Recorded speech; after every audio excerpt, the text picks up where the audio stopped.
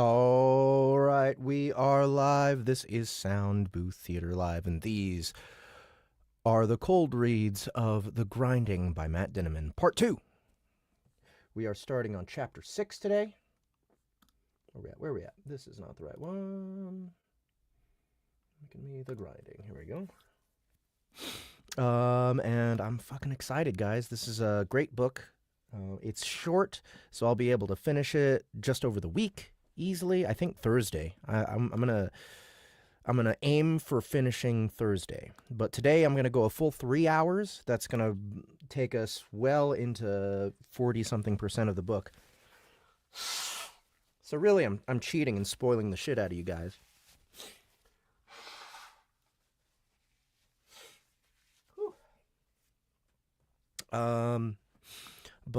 Yeah, it's good to see Water Kangaroo and Broken Joker here in the chat. I need to keep posting. Let's see, Discord. Here we go.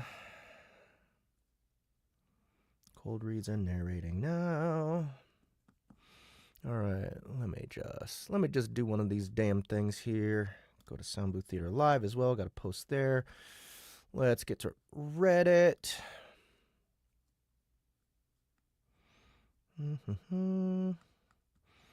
Did my latest post on Reddit get any traction? Doesn't look like it. Hopefully it's not completely gone. Okay, here we go.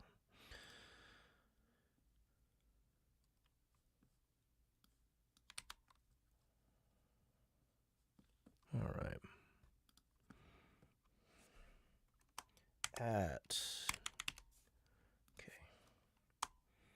Cold Reads Part 2 of The Grinding. Live now. Okay. Sorry. Okay, view on YouTube. Here we are. And let's go to Facebook, do the same.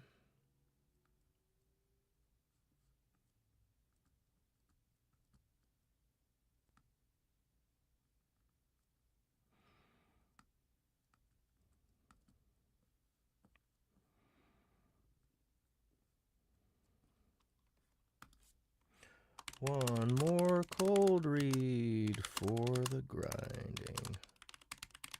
Starting now.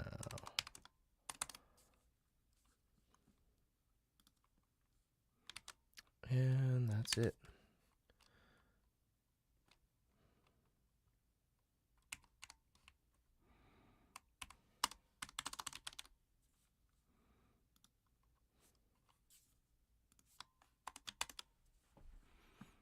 All right, sorry about that, guys. Just had to get the word out there. John Taylor says, I like being spoiled. Well, good. Melodious Dissonance is here. Misty Figs. Hey, Misty, how's it going? Let's see. Misty Figs, I think, didn't you organize the whole stamp thing at Emerald City Comic Con? Because that was really cool. There's a DCC thing, like a scavenger hunt type thing where 6 different vendors, 6 different people with booths. I don't know if they would all classify as vendors.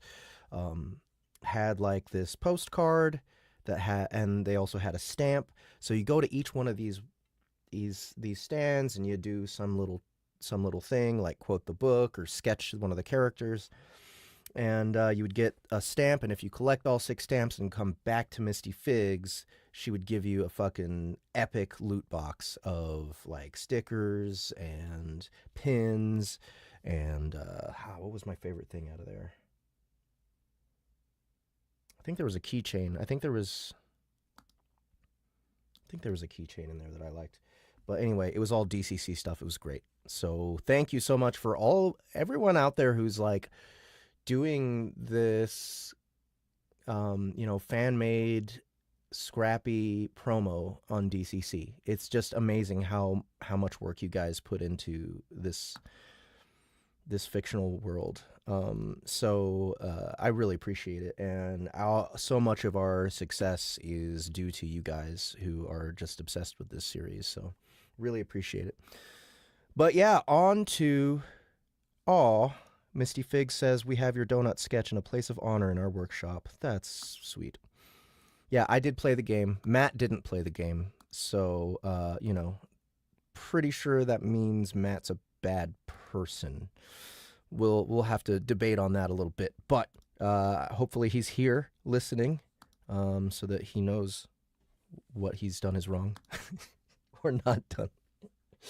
And yeah, just got a few notes from him. Just one note about the italic stuff that we did. He says to do it in his voice. Let me see if I can find it.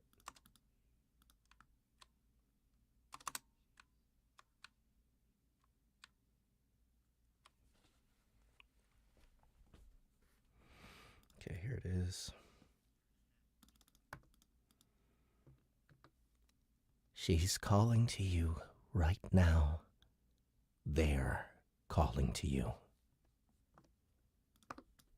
Okay, so we got that. And what's the other one? She's calling to you right now. Hey man, where's Nif?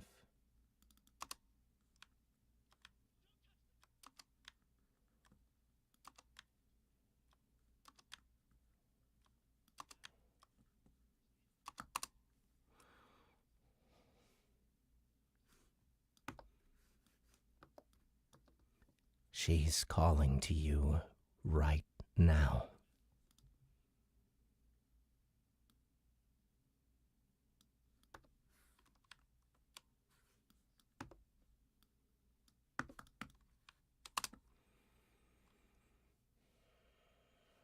Let's make sure we're going to reverb and delay.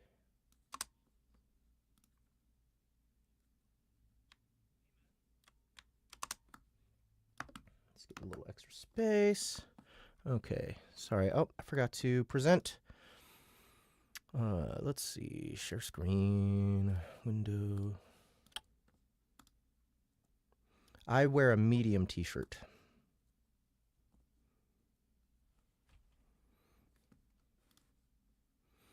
And there that is. Let's do that. All right. I think we're good here. So on to chapter 6. And I'm just going to keep going today until I have to stop. I have maybe a meeting at 3 o'clock. I don't know.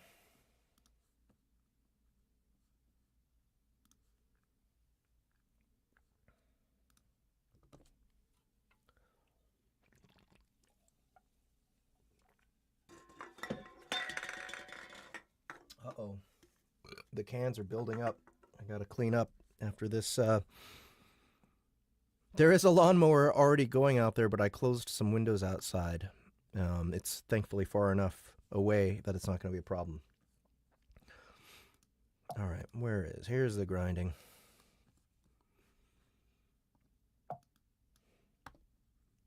Chapter 6. Shit! I scrambled, picked it up, and answered fast. Nope. Let's get rid of this. Okay, why can't I get rid of that?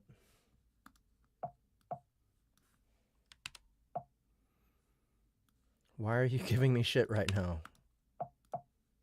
Excel?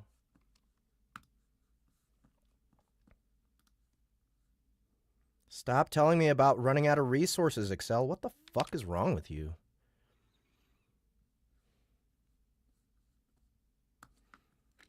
There's no reason Microsoft Excel, should be running out of resources on my system. It makes no sense.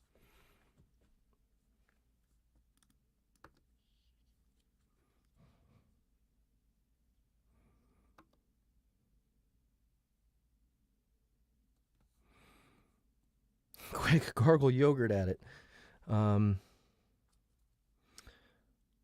A snake in the grass. Oh, wait.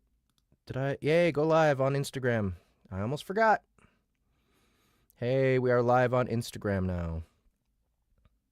Okay. All right. Because it sucked, says Water Kangaroo. Because Matt wanted to replace that version with this version. The rights didn't run out.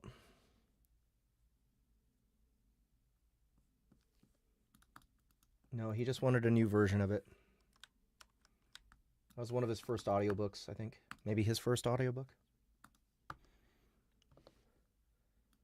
Hello? Niff? Please be there. Noise. Lots and lots of noise. Like the buzzing of a busy factory. Niff!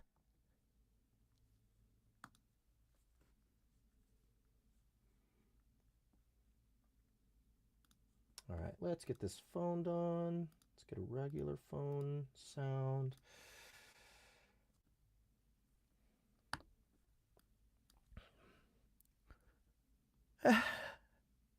Adam? I could barely hear her voice over the background noise, but it was her.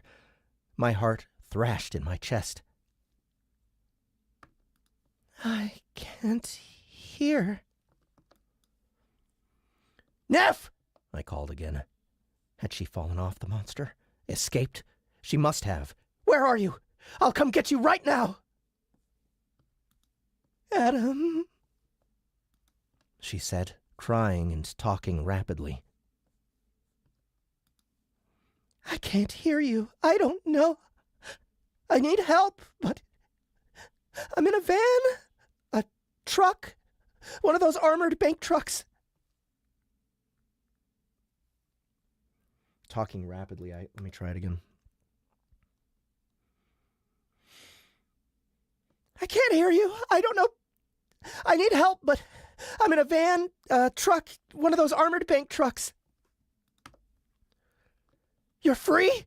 I said, pacing back and forth in the room. The glass crunched under my feet. Tell me where. Tell me where. You need to get as far away from that thing as you can.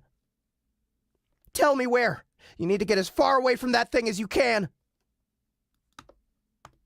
I saw things, she said more. She said more, but her words were rambling and incoherent. I tried to interrupt, but she just kept talking. There's a bunch of us in here. CC too. Adam, she's covered with her. Her? I don't understand. Tell me where you are. We're still inside. In the grinder. My joy at hearing her voice changed My joy at hearing her voice changed to panic in an instant. That word again. This time from Niff's mouth.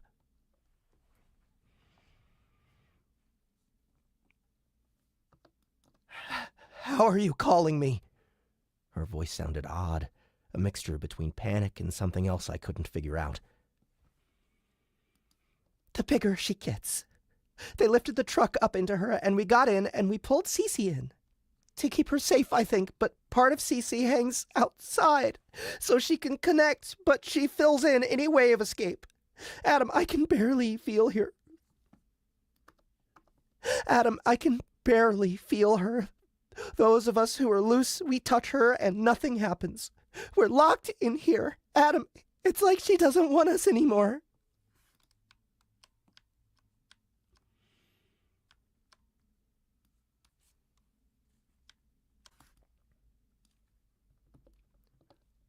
Who's she? Niff, I don't understand any of what you're saying. We need help. Please, Adam.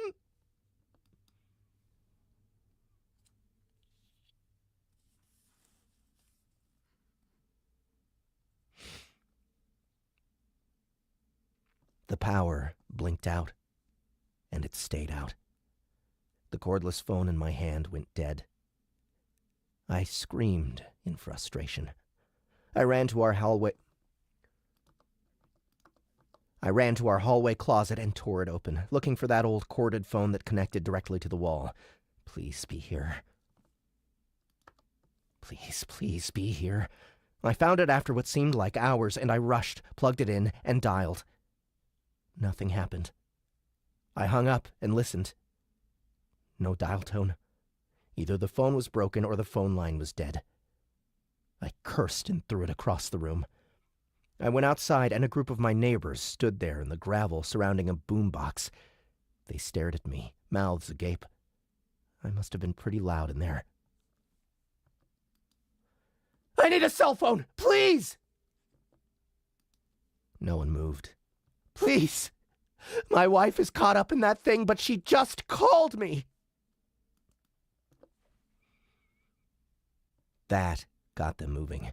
My neighbor lady with all the dogs pulled out a phone and tossed it to me. No service. I jumped on the hood and then the roof of Scooter's truck, but the reception didn't change. "Mine's out too, man. Mine's out too, man," another guy said. Another guy said, "They should still work in a power outage, but the tower must have been knocked out or offline. They went out the same time as the electric. So did the radio." "Fuck!" I said, and jumped down. I handed the woman back her phone and ran back inside.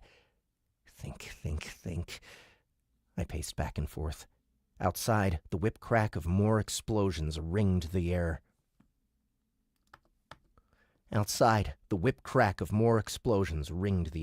Closer this time. Then I had an idea. Not a good one, but it was better than nothing. I opened the back door, and Hamlet bounded back inside. He had caught a bug in the mud of the backyard. I left the door open in case the monster came close so he could escape. I left the house, jumped into the truck, and headed out. In the distance, the city spread like a dark blanket, punctuated by hundreds of fires. Above, several lights filled the sky. I couldn't see the monster, but I watched as red tracer fire from a military aircraft strafed the darkness below. The twins. Royce and Randy Dominguez. If anybody could come up with a plan, it'd be them.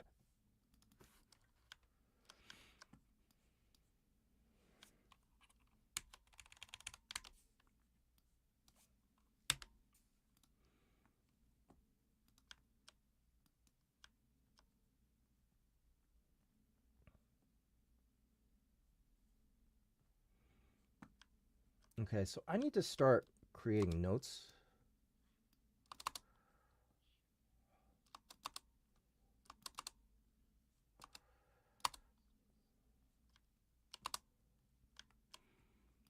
I have decided that I just want to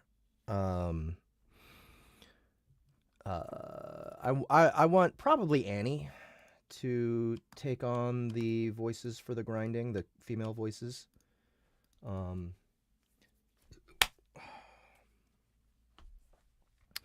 So yeah, I need to go back and make notes for her.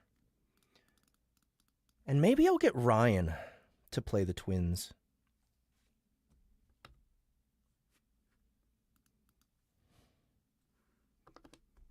Anybody have an opinion? I want Matt to play the twins. I want Matt to do it. But he won't do it.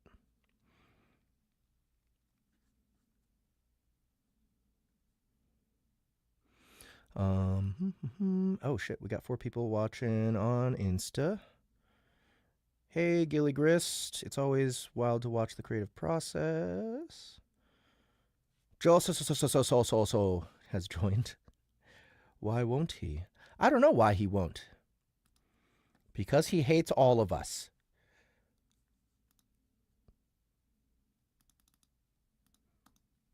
Yeah, I want Matt to do it. But if we can't get Matt, who else would you like from the SBT crew to play the twins?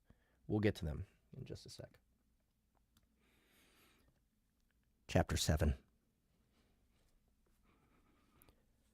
Of all my friends, the twins were the only ones I'd kept from... Of all my friends, the twins were the only ones I'd kept from before Niff and I hooked up. It wasn't that I didn't like Chuck and Luke and Monobrow Sam anymore, but everything changed once Niff and I got together. They all went off to college, off to lives as engineers and scientists. They thought I was ruining my life by staying behind with her, and they just moved on. And away from me.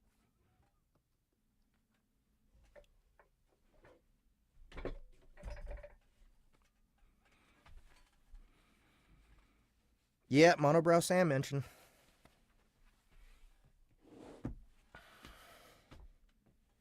This book is The Grinding.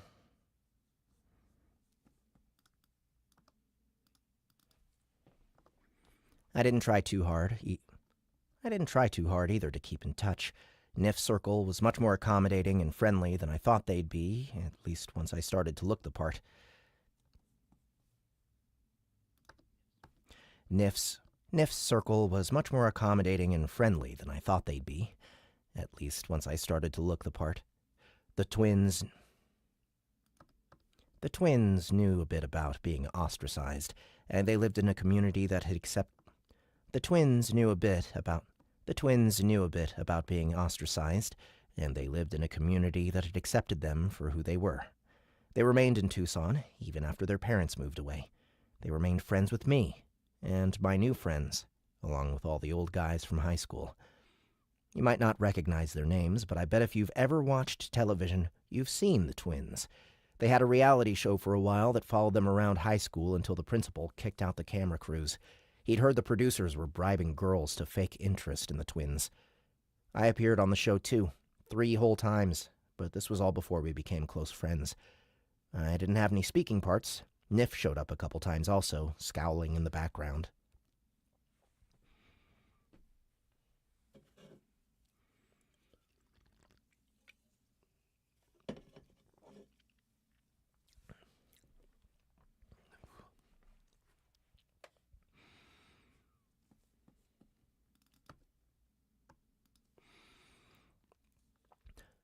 The sight of Royce and Randy was difficult to get used to. It's not every day you go to a new school, take your seat, and realize the person sitting in front of you has 2 goddamned heads. Siamese twins, some people call them. It's supposedly an offensive term, but they used it themselves. In case you don't know, here's the info from their Wikipedia page. 2 heads, 2 necks, normal number of everything else on the outside. Normal for a single individual, that is. 2 heads, 2 necks. Normal number of everything else on the outside. Normal for a single individual, that is. On the inside, 2 spines that fused together just above the pelvis. 2 hearts, 4 lungs, but only 2 were fully functional. 2 stomachs, 3 kidneys, 1 reproductive system. Each one controlled a side, and they walked kind of funny, but they ran faster than you might think. One of them, Royce, was a bit more skewed than the other, but in high school they were both good-looking in their own way. They had moved to Tucson as infants from Argentina to get treatment from the university. I did the whole pretending not to notice thing for a while, even when the TV crew invaded our school the last half of sophomore year. When we wound up together in the Rocket Club, we became friends. I even started thinking of them as 2 different people.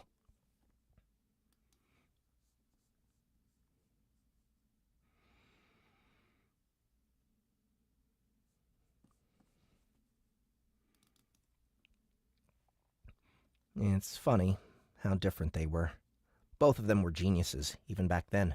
Royce was more into physics and astronomy, where Randy loved biology and military history. Both of them were horror buffs, books and film. They had a thing for circus sideshows and movies about freaks. To their mother's dismay, their room was filled with cool posters and action figures for movies like Freaks, Basket Case, House of Wax, etc. Randy used to say when they graduated they would join the Marines and be a sniper team. The reality show even did this whole thing where the TV crew took them to the recruiter's office. The look on the guy's face in the office was priceless. They never did join the Marines. I asked them once, after we'd been friends a while, about how they planned on having separate girlfriends with only one dick. Everyone wanted to know, but I was the only one brave or brash enough to ask. Everyone wanted to know, but I was the only one brave or brash enough to ask. Nope. Everyone wanted to know, but I was the only one brave or brash enough to ask. They were cool, even funny about it. They were cool, even funny about it.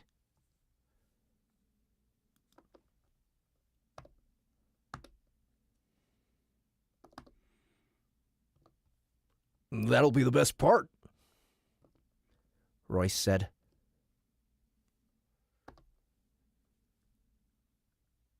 We'll get twice the action, Randy said. We both feel it.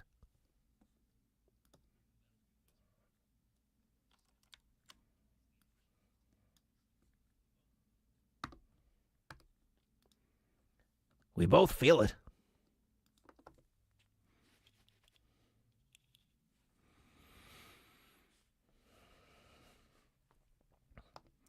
It turned out this other set of conjoined twin girls, the same age, just like them, lived in Wyoming.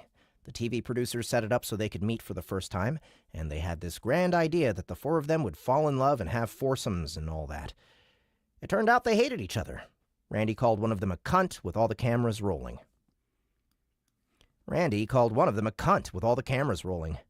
That was the end of that. After high school, the camera crews left them alone and the twins went to the U of A. They both graduated in 3 years with science degrees, astrophysics for Royce and biology for Randy. They went to graduate school and even taught undergrads, but they had to quit over a medical issue. I don't know all the details, but they had surgery on their chest and afterwards they got tired easily. So they ended up jobless and played video games all day. They did have a side business. Not quite legal, but it was pretty lucrative. They collected and sold guns. Sorry, dude, but I would love to be an arms dealer. That would be so fun. All right, sorry. Just had to get that out there. Oh, man. They lived 5 minutes from me, but it took almost a half hour to drive to their house. The streets were packed with cars, some of them abandoned even though the monster hadn't come this way. I had to travel the side streets and cut across a park filled with homeless people who threw beer cans at me as I passed. Yeah, conjoined Lords of War, right?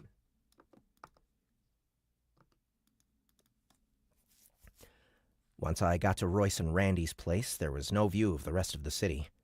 When I pulled up, the twins were in front of their house, sitting on a bench and watching the sky.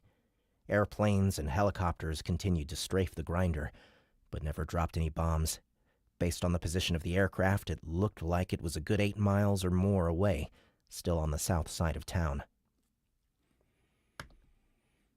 We were expecting you. We were expecting you.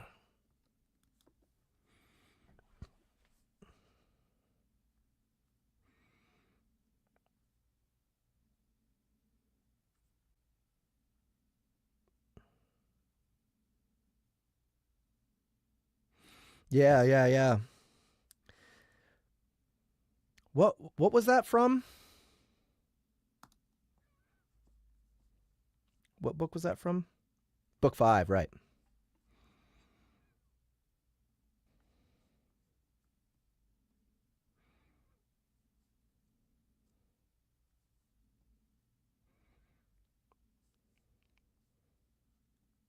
CrawlCon, yeah, that's right.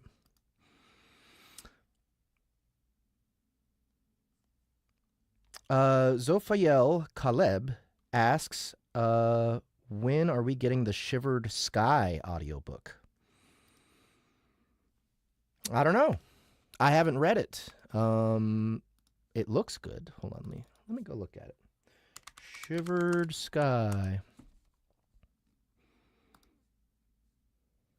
The omnibus is books 1 through 3. There's no audio for it. If I were to guess,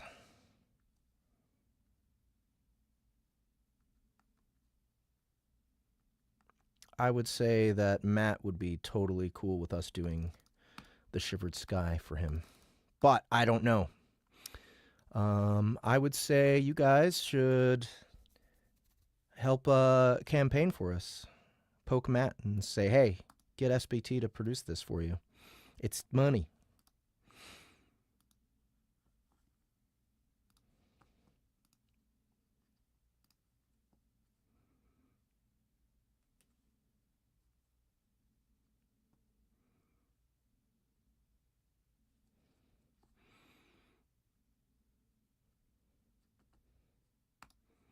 Hold on, I'm just going to go ahead and buy it.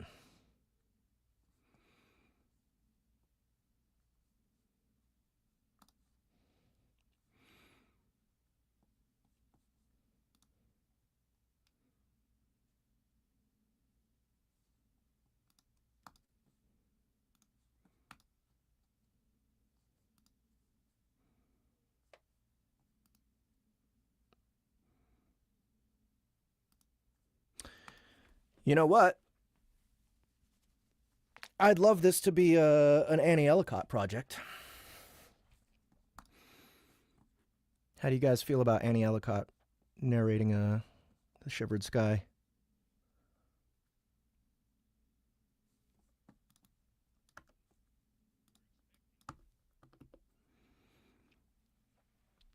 Royce said as I got out. They wore sweatpants and a ripped t-shirt with Freddy Krueger on the front. The door to their Jeep was open, and the radio blared Rush. Across their laps sat the biggest, weirdest shotgun I'd ever seen. Dude, the AA-12 is one of the coolest fucking weapons to have ever been made. It's so amazing.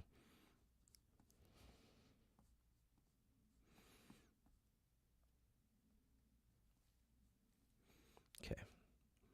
It only had one barrel, but it sported a rotary wheel like one of those old-school Al Capone Tommy guns. It's just a drum clip. It's an AA-12, Royce said as I walked up. Gas-powered. Good for zombies, Randy added.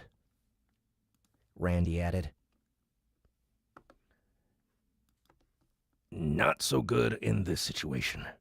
Her name is Velma.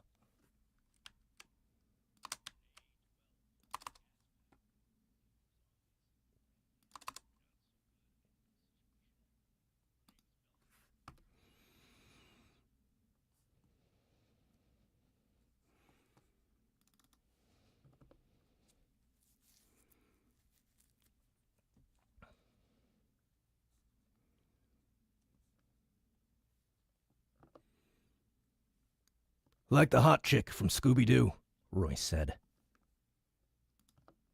Guys, I said. We heard about Niff, Randy began. That scooter guy was here and... She's alive, I said, interrupting before he could go off on one of his tangents. She called me. I told them about the phone call. Whoa, Randy said. And you're sure it was her? Oops, that's trick 3.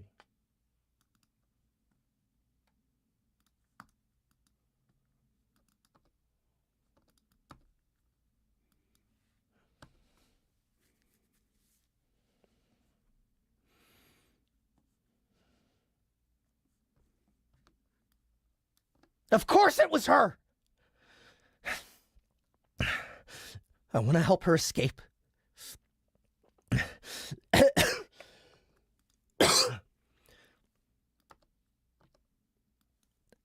I need your help to do it.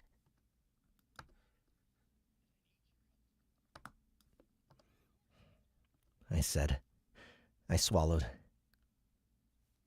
Oops. I said. I swallowed. I swallowed again.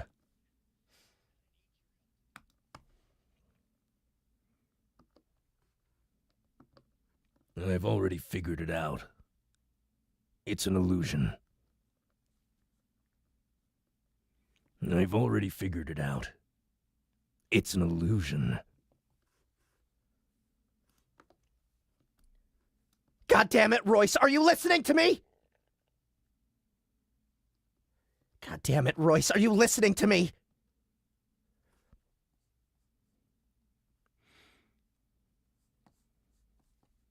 Hold on. A snake in the grass. Says, Jeff is into guns and has to restrain himself from going on economic rants. Next, he'll be living in the woods, hunting rabbits, and bartering with pieces of gold he cuts off with a knife. Legit.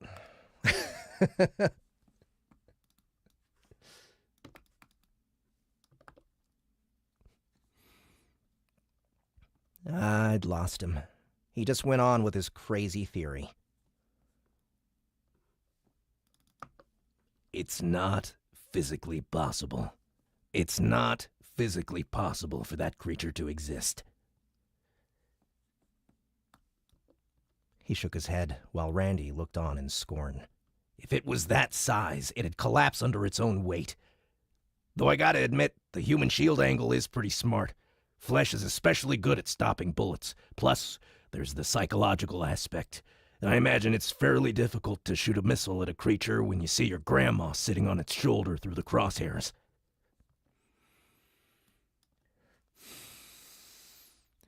Royce, I said, taking deep breaths so I didn't punch him like I did to Scooter.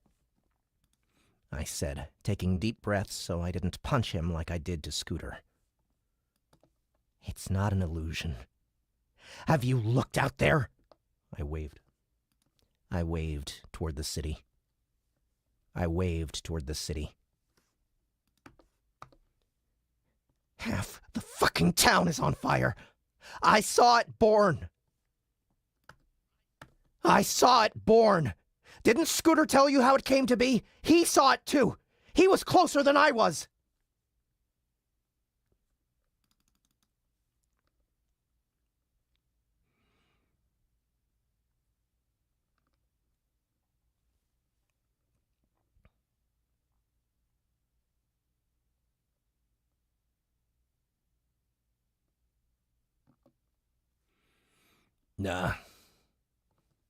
Nah, Royce said. He was just whining about getting his truck and cell phone stolen. Randy laughed.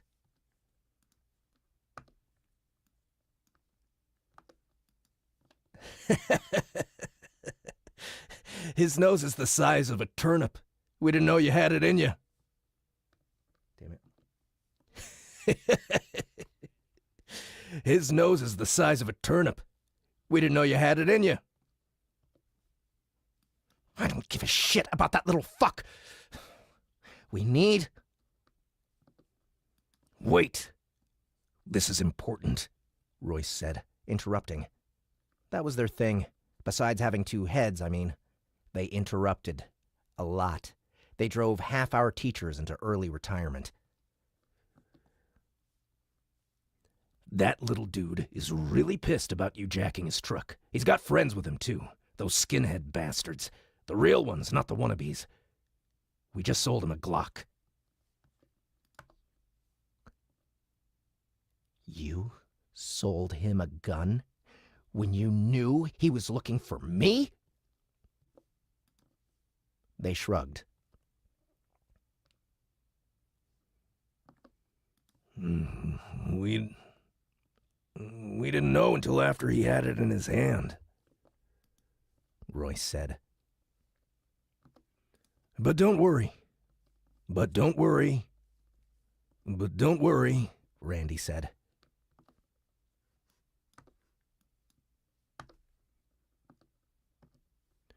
We gave him a clip filled with blanks. Royce nodded.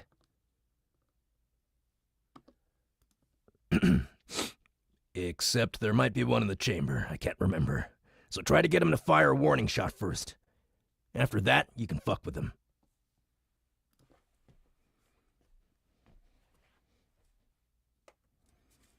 Pretty sure it's established that they are in the same universe, AJ.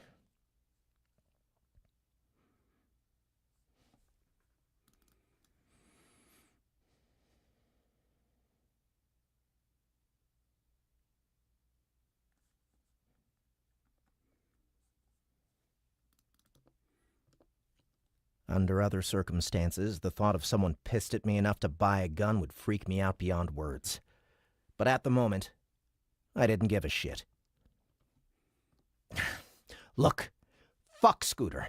Niff is alive, and the monster is real. I was there. The actual creature on its own is small, no bigger than a cat. Then people touch it, or touch an infected person, and they are instantly attached. It takes over their mind, making them move and rearrange themselves all around it. I told them about Cece and everyone at the roller derby, and the Mexican kid, and how it got into the stadium. They were both silent when I finished. They looked deep in thought, and I wondered, not for the first time, if they could secretly share thoughts with one another. So, Royce said, I was right. It's not a giant monster. It's like a wolf wall, Randy said. Or a Swedish fall, but a lot bigger, and without the cheerleaders. It hit the football game, remember? It hit the football game, remember? Oh, yeah. I guess it did suck up some cheerleader. Oh, yeah. I guess it did suck up some cheerleaders. I'm glad we didn't go. We had a ticket, you know.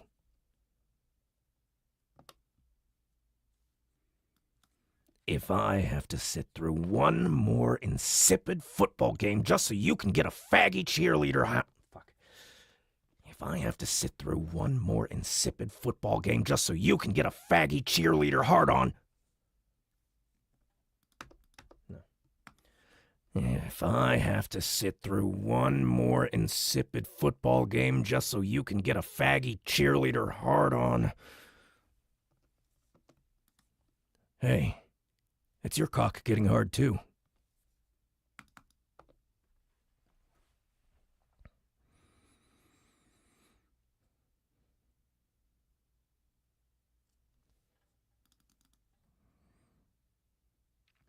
Going off on wild tangents. That was another one of their things. Guys, I said, growing ever more frustrated.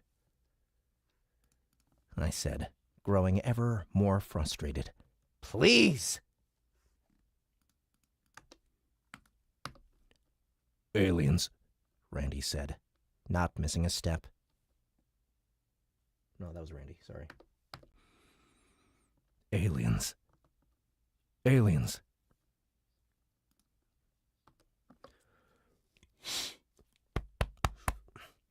I concur.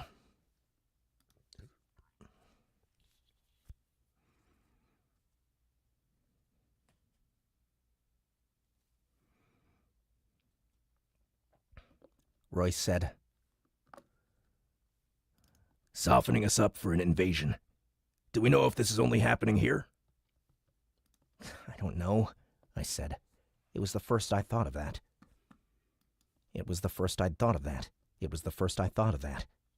Was this happening in other places? If so, that changed a lot of things. First off, it meant the response to this disaster would be pretty slim compared to places with larger populations like, say, Los Angeles and Phoenix. Randy turned so I could look into his eyes. The answer is simple. I waited.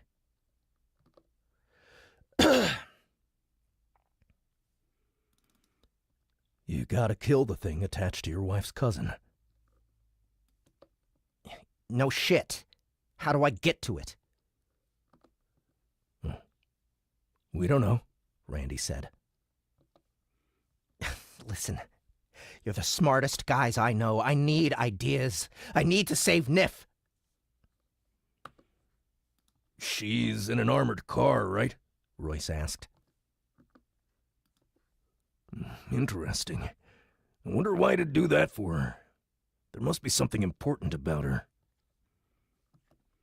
Whatever you decide, Royce asked. Nope. Randy said.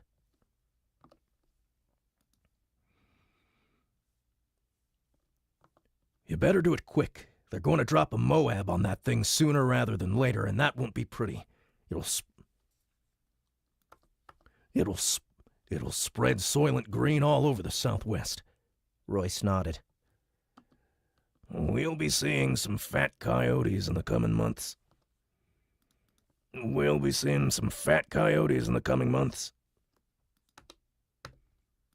Wait, Randy said, turning to halfway look at his brother. It attaches even through clothes? What about shoes? I remembered a guy kicking at a person when it first formed. He got stuck, but only after his ankle became lodged. I told them what I saw. I don't think this is magic, Randy said, just because we don't understand it. There must be something physical happening, probably on a very small scale. The Irukandji jellyfish unleashes these tiny harpoon-like stingers from its tentacles in order to capture prey. They're so small they can pierce fabric. I bet this is something similar, only in this case it grows fast and immediately connects to your nervous system. And that guy you were talking about, Royce said. You said he wanted to run back to the monster. That means it messes with your head, even after you're free. Tell him about the zombie caterpillar thing.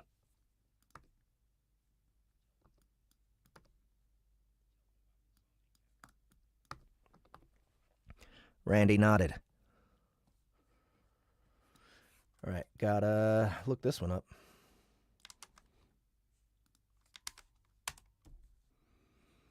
Glyptopanteles?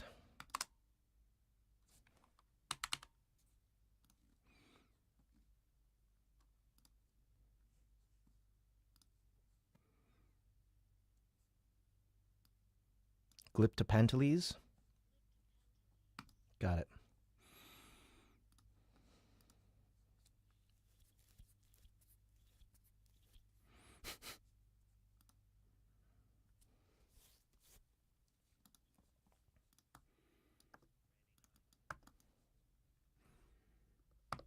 The Glyptopanteles. It's a parasitic wasp from Central America. It lays its eggs into the bodies of caterpillars. The eggs hatch and leave the host, but not before they do some serious rewiring to the caterpillar's brain. The larvae emerge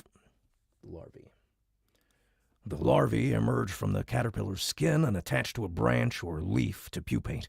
After the larvae leave, the host caterpillar is still alive, but it's turned into a giant guardian zombie. It just hangs out below the pulpating wasps, unmoving, starving to death until a predator comes along and tries to eat the babies. Then it goes berserk, thrashing about like monobrow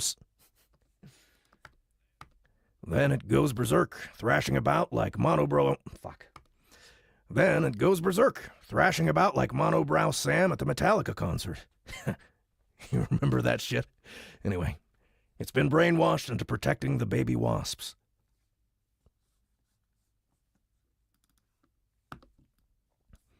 Zombies.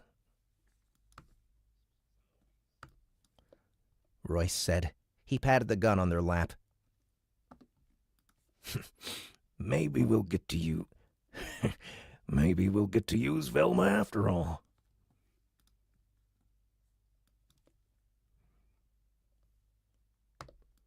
The point is, Randy said,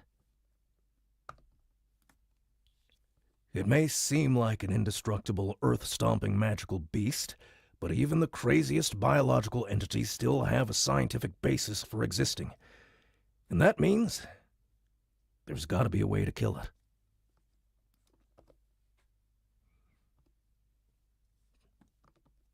Hope surged in my chest when he said that, but only if it meant saving Nif at the same time. My mind was on a roll with questions.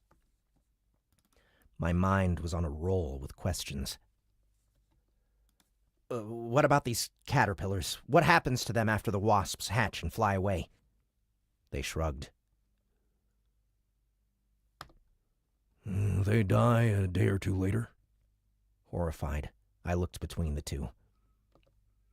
I don't want Nif to die.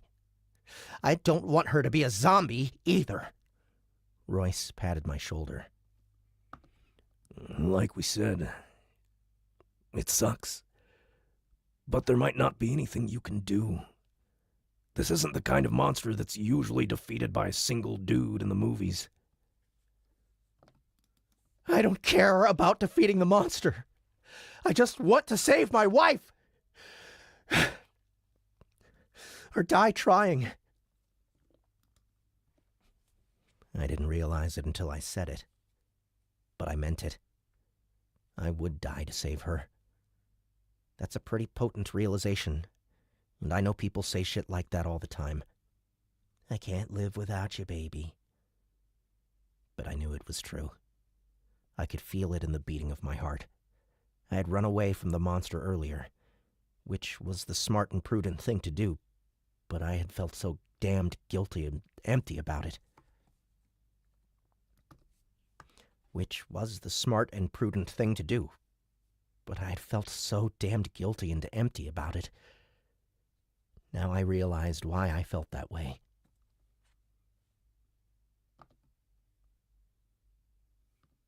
Okay. Randy said. Blind, undying love. We can see that. Let's figure this out. Royce said. It wants feet.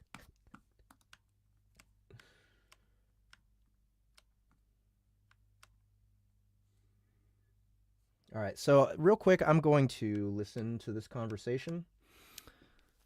It's possible I won't give anyone the twins. I felt pretty good about that performance.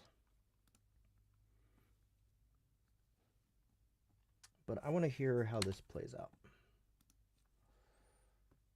We were expecting you, Royce said as I got out. They wore sweatpants and a ripped t-shirt with Freddy Krueger on the front. The door to their Jeep was open and the radio blared Rush. Across their laps sat the biggest, weirdest shotgun I'd ever seen. It only had one barrel, but it sported a rotary wheel like one of those old-school Al Capone Tommy guns. It's an AA-12, Royce said as I walked up. Gas-powered. Good for zombies. Randy added. Not so good in this situation. Her name is Velma, like the hot chick from Scooby-Doo, Royce said. Oh, shit. Did I think at some point I mixed him up. We were expecting you, Royce said as I got out.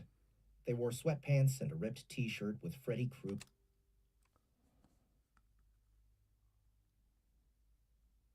Well, let's see what happens here. 12, Royce said as I walked up.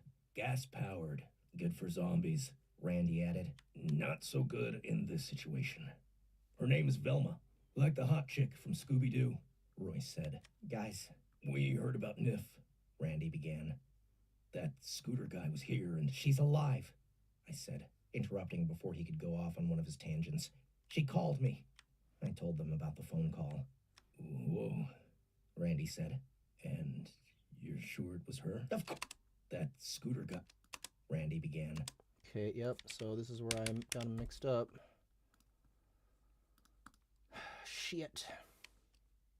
It's an AA-12, Royce said as I walked up. Expecting you, Royce said as I... It's an AA-12, Royce said as I walked up. Gas-powered. Good for zombies, Randy added. Not so good in this situation. Her name is Velma, like the hot chick from Scooby-Doo, Royce said. Guys, we heard about Nif, Randy began. That scooter guy was here and She's alive, I said, interrupting before he could go off on one of his tangents. She called me. I told them about the phone call.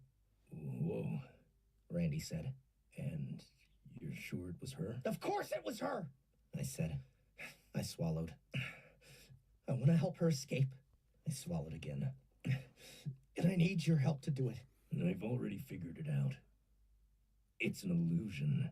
God damn it, Royce, are you listening to me? I'd lost. Wait, so is this Randy? Randy said. Okay, so this should be Royce. I've already figured it out. It's an illusion. God damn it, Royce, are you listening to me? I'd lost him. He just went on with his crazy theory. It's not physically possible to exist. He shook his head while Randy looked on and Wait. It's an illusion. God damn it, Royce, are you listening to... It's not physically possible for that creature to exist. He shook his head while Randy looked on in scorn. If it was that size, it'd collapse under its own weight. Though I gotta admit, the human shield angle is pretty smart. Flesh is especially good at stopping bullets, plus crosshairs. Royce, I said, taking deep breaths so I didn't punch him like I did to Scooter. Okay, so... God damn it, dude. Have you looked I can't believe I mixed that up. Waved toward the city. I guess I fucking can. Town is on fire. I saw it born. Didn't Scooter tell you how it came to be? He saw it too. He was closer than I was. Nah, Royce said. He was just whining about getting his truck and cell phone stolen. Randy laughed. His nose is the size of a turnip. We didn't know you had it in you. Okay, so this is supposed to be Royce, right? He shook his head while Randy looked on in scorn. Okay, so Royce.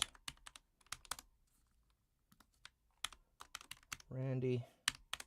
Make sure I got these down right. Let's duplicate the Royce one.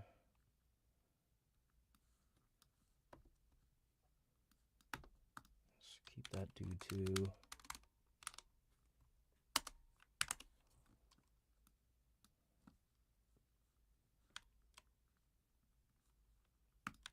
Duplicate the Randy one.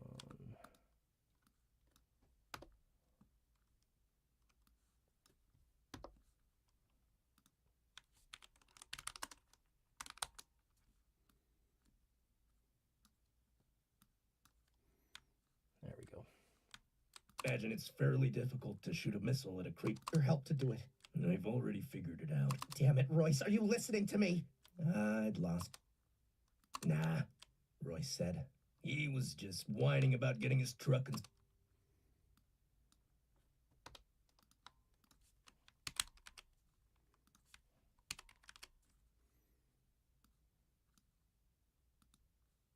Nah, Royce said. He was just whining about getting his truck and cell phone stolen. Randy laughed. His nose is the size of a turnip. We didn't know you had it in you. I don't give a shit about that little fuck. We need... Wait. This is important, Royce said, interrupting. That...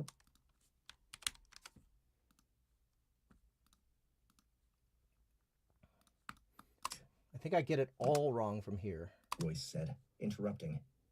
That was their thing. Besides having... They drove half-hour teachers into early retirement. That little dude is really pissed about... Sold him a gun when you knew... A Glock. You sold him a gun when you knew he was looking for me? They shrugged. We didn't know until after he had it in his hand, Royce said. But don't worry, Randy said. We gave him a clip filled with blanks.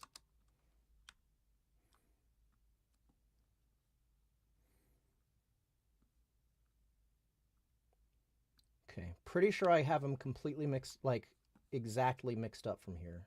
That little dude is really pissed. This is important, Royce said, interrupting.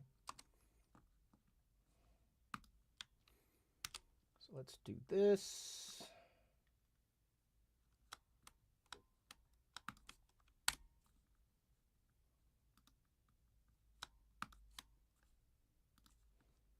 I'm glad I came back to listen.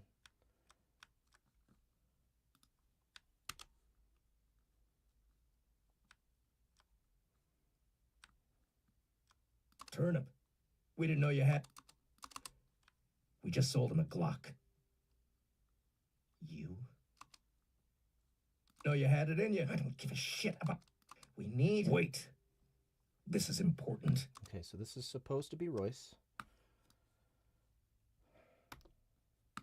But the rest here is supposed to be Randy. So let's go brown with this. Wrong color, I think. So this one, yeah, okay.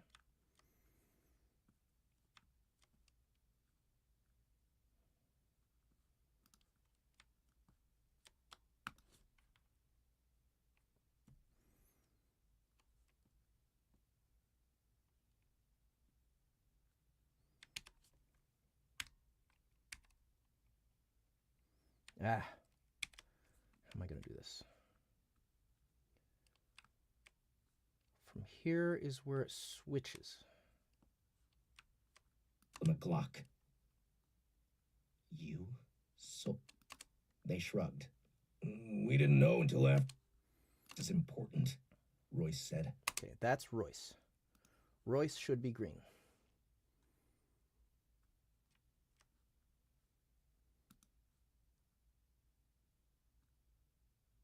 So let's get rid of everything here. That's right. Okay, here we go.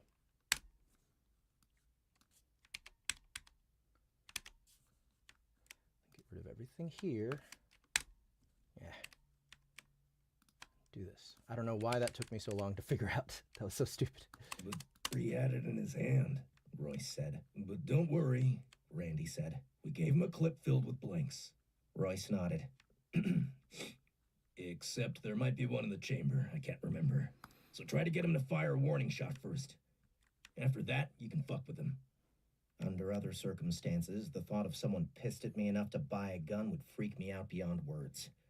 But at the moment, I didn't give a shit. Look, fuck Scooter. Niff is alive, and the monster is real. I was there. The actual creature on its own is small, no bigger than a cat. Then people touch it, or touch an infected person, and they are... So, Royce said, I was right. It's not a giant monster. It's like a wolf... And I also want to make sure that they're layered a bit. Monster. It's like a wolf wall, Randy said. Or a Swedish fall, but a lot bigger, and without the cheerleaders. It hit the football game, remember? Yeah, I guess it did suck up some cheerleaders. I'm glad we didn't go. We had a ticket, you know. If I have to sit through one more insipid football game just so you can get a faggy cheerleader hard on...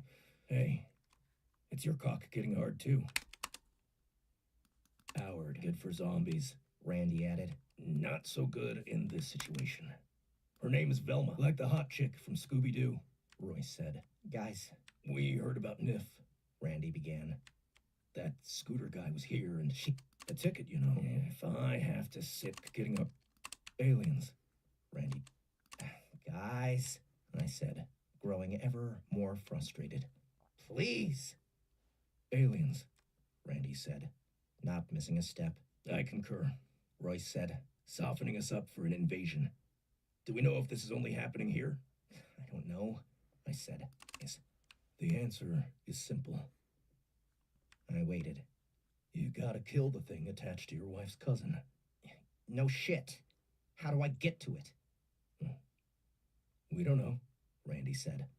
Listen, you're the smartest guys I know. I need ideas. I need to save Niff. She's in an armored car, right? Royce asked. Interesting. I wonder why to do that for her. There must be something important about her, whatever you decide, Randy said. Let's make that a little tighter. Important about her, whatever you decide, Randy said. You better do it quick. They're going to drop a Moab on that thing sooner rather than later, and that won't be pretty. It'll spread Soylent Green all over the Southwest. Royce nodded. We'll be seeing some fat coyotes in the coming months. Wait, Randy said, turning to halfway look at his brother. It attaches even through clothes? What about shoes? I remembered a guy kicking at a person when it first formed. I don't think this is magic, Randy said, just because we don't understand it. There must be something physical happening, probably on a very small scale. The Irukandji jellyfish unleashes these tiny harps. It connects to your nervous system. And that guy you were talking about, Royce said. Thing. Randy nodded. The Glyptopantales. It's a parasitic wasp for brainwashed into protecting the baby wasps. Zombies, Royce said. He patted the gun on their lap. Maybe we'll get to use Velma after all. The point is, Randy said, it may seem like an indestructible earth stomp. Okay, so I think I got it right. I wanted to listen to more, but running out of time. So let's get going. Next chapter.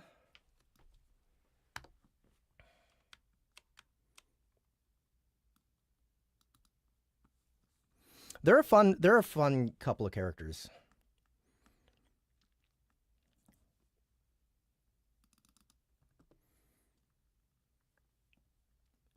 Chapter 8.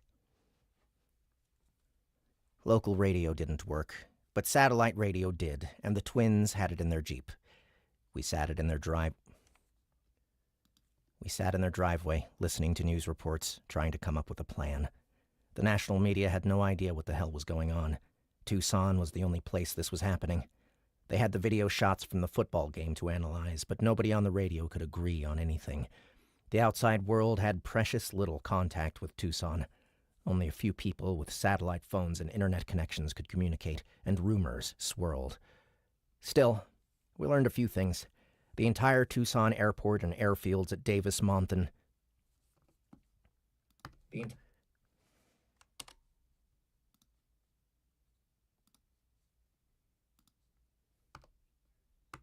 The entire Tucson airport and airfields at Davis-Monthan were uprooted.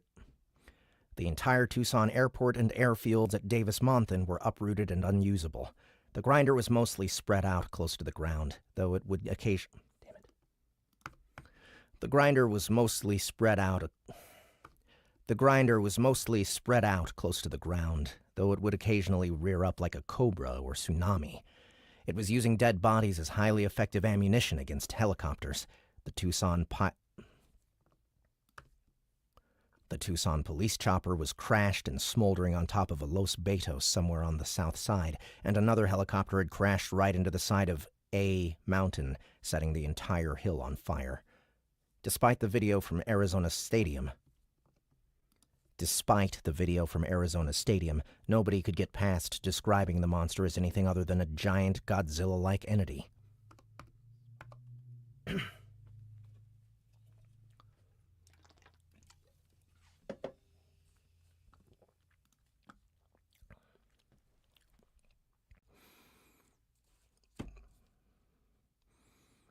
Thank you, everybody, on Instagram as well. Been seeing a lot of people I'm at work, but wanted to say I love your work and Matt's writing. Thank you. Anybody else have anything? Monobrow Sam?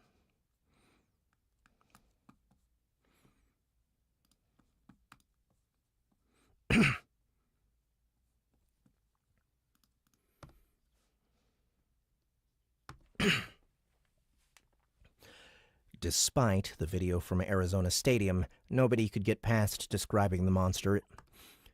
Despite the video from Arizona Stadium, nobody could get past describing the monster as anything other than a giant Godzilla-like entity. They debated the origins of the creature. They also talked of how to stop it.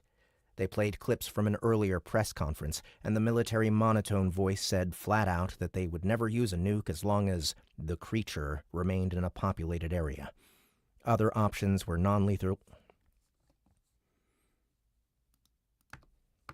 They played clips from an earlier press conference, and the military monotone voice said flat out that they would never use a nuke as long as the creature remained in a populated area. Other options were non-lethal chemical solutions. They promised if they did use big ordnance, they'd warn us first, though I didn't know how they'd do that.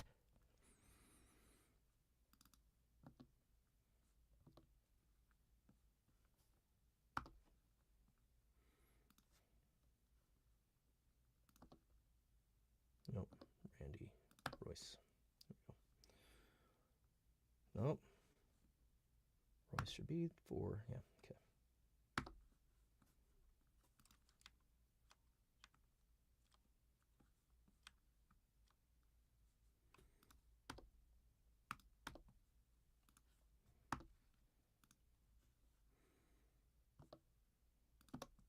Yeah.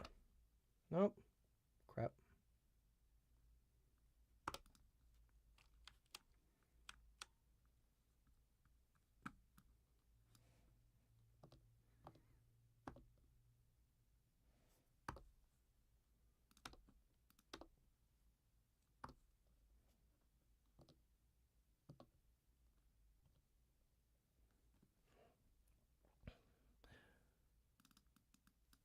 They don't know what to do, Royce said. The radio and cell phone blackout is from them. Randy said, while Royce nodded. They were in their element, talking military tactics. It's SOP. They know they're going to have to do something unpopular.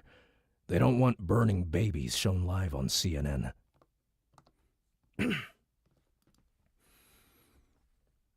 With all the satellites, they'll never stop the flow of information.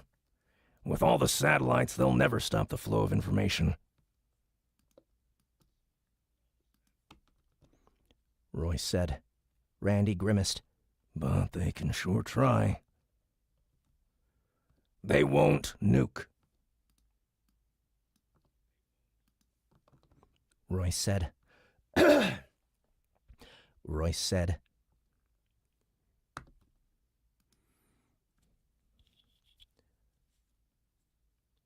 They might if it takes off toward Phoenix, Randy said. But they'll try something smaller first. Moab, maybe. His eyes widened. His eyes widened. No. Willie Pete. Willie Pete, Royce repeated. Of course. I bet they try that first.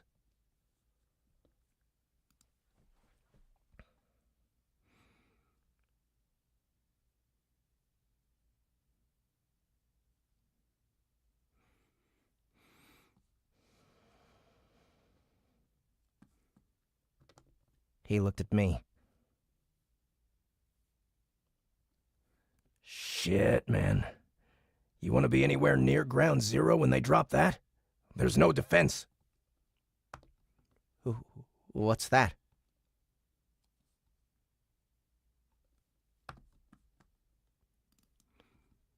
White phosphorus. It's some seriously nasty stuff. It's napalm's evil little brother. White phosphorus. It's some seriously nasty stuff. It's napalm's evil little brother. It not only kills you in 100 different ways, it digs you up after you're dead and fucks your corpse and then emails your mom to tell her about it. It's that evil.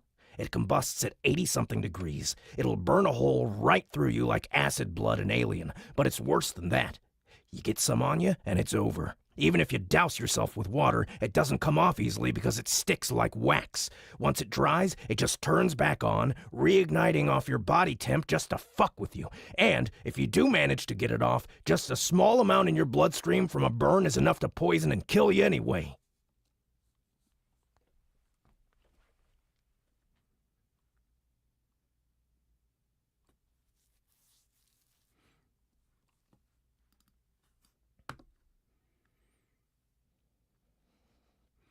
Just breathing it fucks you up, Randy added. He made an explosion noise. It makes your lungs boil.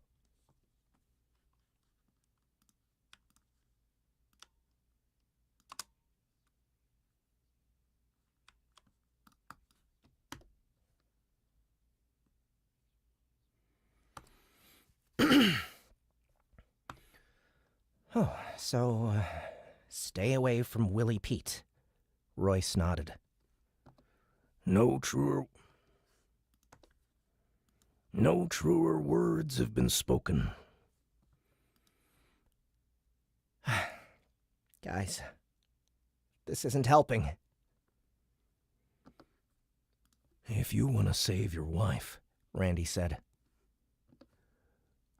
we'll need to protect you from the creature. We'll need to protect you from the creature, but we also need to protect you from the military. Royce nodded. Kevlar and a gas mask will help, but we need to know for sure how this monster captures people. My brother's jellyfish analogy may be correct, or he may be full of shit. Until we know, we can't keep you safe.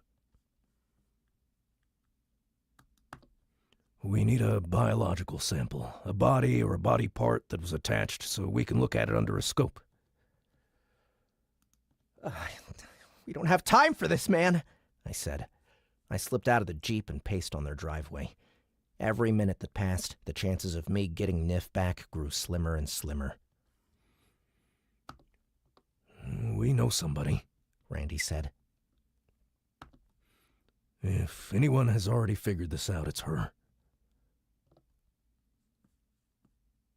We promised her, Royce said to his brother.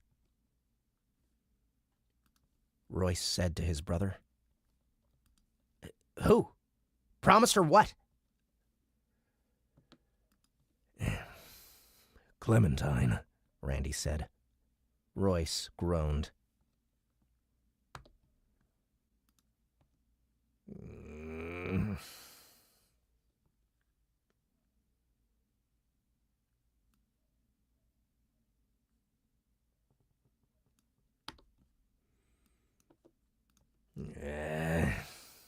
She'll kick our ass if we show up at her house. Adam, you met her the other day.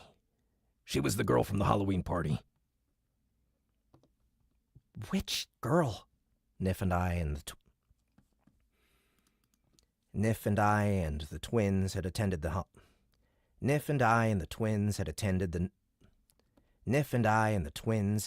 Halloween party at the university. Nif didn't have that great of a time because she didn't know anybody there, so we left early. I had dressed as a dog, and she went as a cheerleader holding a giant jar of peanut butter.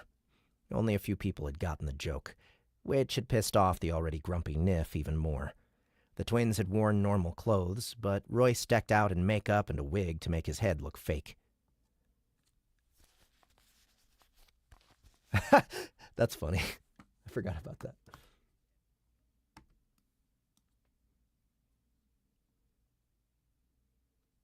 They spent the evening before the party walking around campus freaking people out when Royce would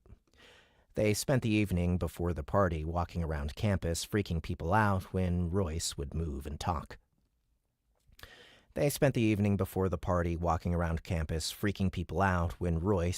and talk. That's so fucking funny.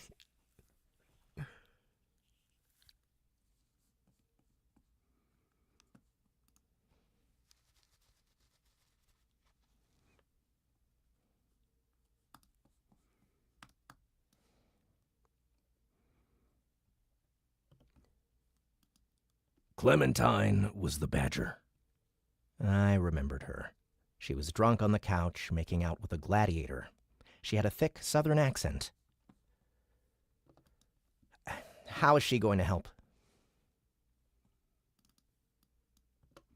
Let's go, Randy said. We gotta grab some stuff from the house, but we'll explain on the way. They shoved the Al Capone shotgun in my hands. The gun was heavy and didn't feel natural. I'd shot handguns when I was much younger. I'd never held anything like this. And the only reason it's heavy is because of the drum clip. AA-12s are incredibly light.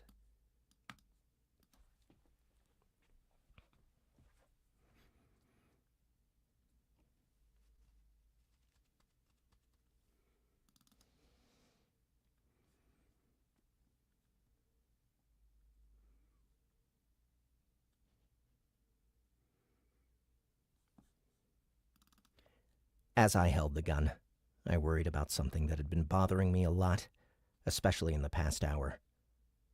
I was a pussy, and I knew it. I used to watch all those war movies like Hamburger Hill, Platoon, Saving Private Ryan, shit, even the sci-fi ones like Starship Troopers, and it always terrified me. I tried to put myself in that situation. I always wondered how I'd react when the shit started to fly. I knew the answer.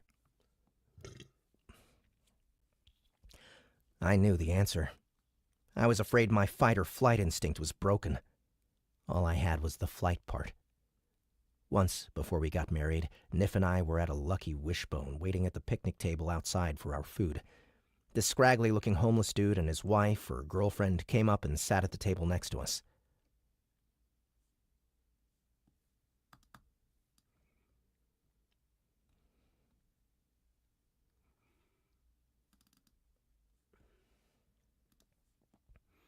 Give us some money. Give us some money.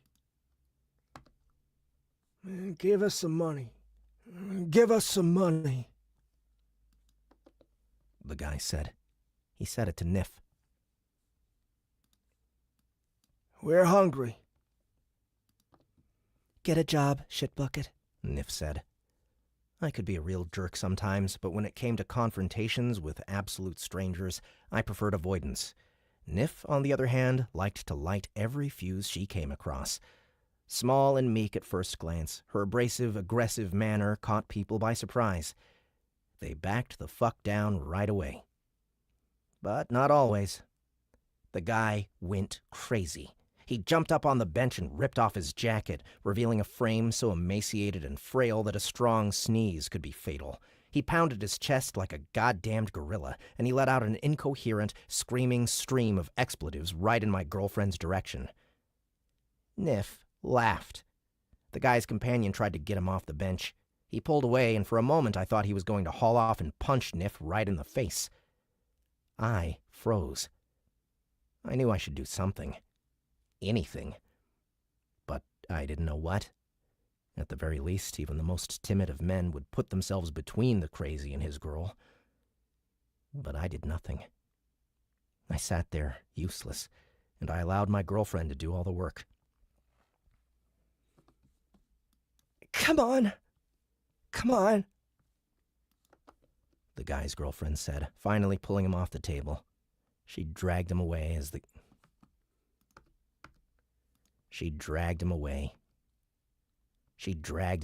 he continued to scream at Nif. He left his jacket on the table. Nif picked it up and taunted him as they left. You left your coat, you fucking bum. You're going to freeze to death tonight, you worthless pile of vomit. I'm going to find your corpse in the morning and piss right in your dead fucking face. You hear me? After he was gone, Nif looked at me and laughed. What an asshole, she said. She never noticed or said anything about my lack of reaction. I couldn't stop thinking about it. I was a coward, and I knew it. I could pretend, lie to myself all I wanted, but the truth was the truth. There was no fixing it. As much as I wanted to save Nif, as much as I was willing to die in order to save my wife, that nagging little voice in the back of my head wouldn't go away. You don't have the balls to make the sacrifice. Not when it matters. I still wish it were zombies, Royce said as they emerged from the house a minute later, holding 2 black duffel bags. We abandoned Scooter's truck and went into their Jeep because they had the radio. I sat in the back while they took up the front of the modified cab. They had me continue to hold the gun. Randy did all of the driving from his vantage on the left side, though they both held the wheel.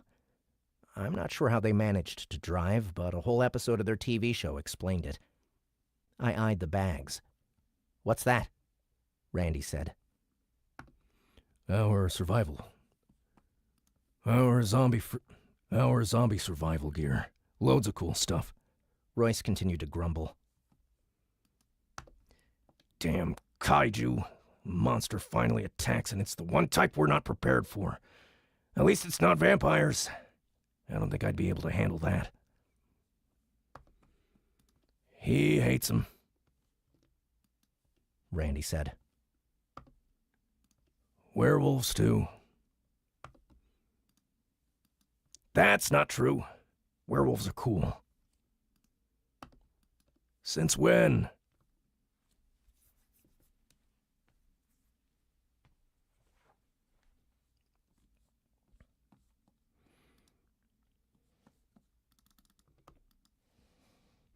The brothers continued to bicker as we pulled out of their neighborhood and turned onto Benson Highway, heading southwest. The smoky night sky had fewer lights than before, but the loud, sonic boom of fighter jets punctuated the air. It seemed the grinder had finished rampaging around the south side. It seemed the grinder had finished rampaging around the south side and now zeroed in toward the more affluent northern side of town. I wondered if it had a plan, if it was deliberately attacking specific areas, or if it was like a child at a playground, running around from place to place, just collecting people. And, after all this time, I allowed myself to ask the question, Why? What the hell was going on? How could this happen? Where did it come from? Scooter said he'd seen the thing on the floor, that it looked like a spilled milkshake. But how did it get there? Was it a science experiment gone bad? Was it man-made? Was there a purpose to it other than being scary as shit? The twins believed it was of alien origin, but I wasn't so sure. It seemed like an odd, elaborate way to kill us. If they had the power to create such a thing, surely they had the means to drop an alien nuke on us. And why here? Why now? The only thing I was certain of was that this wasn't a mistake of evolution or a nuclear waste mutation or anything natural. This was a deliberate, I'm going to fuck your shit up creation made by someone or something who really, really wanted us dead. It scared me. Almost as much as losing Nif. It scared me that I might die and never know the truth.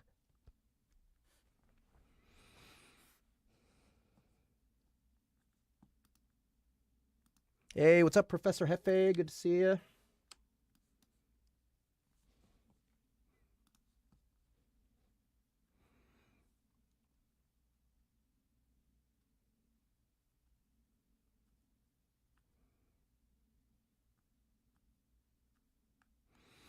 There's only one person on Instagram right now. It seems like there's a lot of people coming in and out though.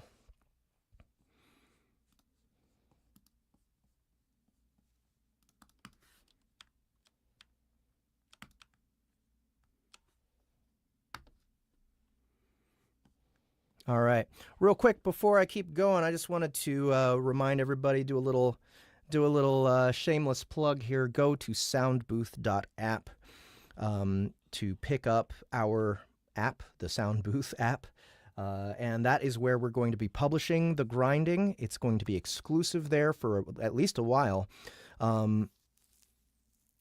Russ says, Jeff, am I missing something? I can't find The Last Wardens on Soundbooth, even though I got an email for it. Let me find it for you and send you the link. Not sure why that's happening.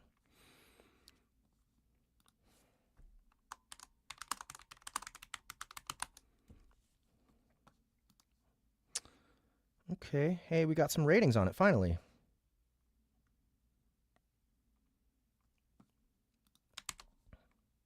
So here you go.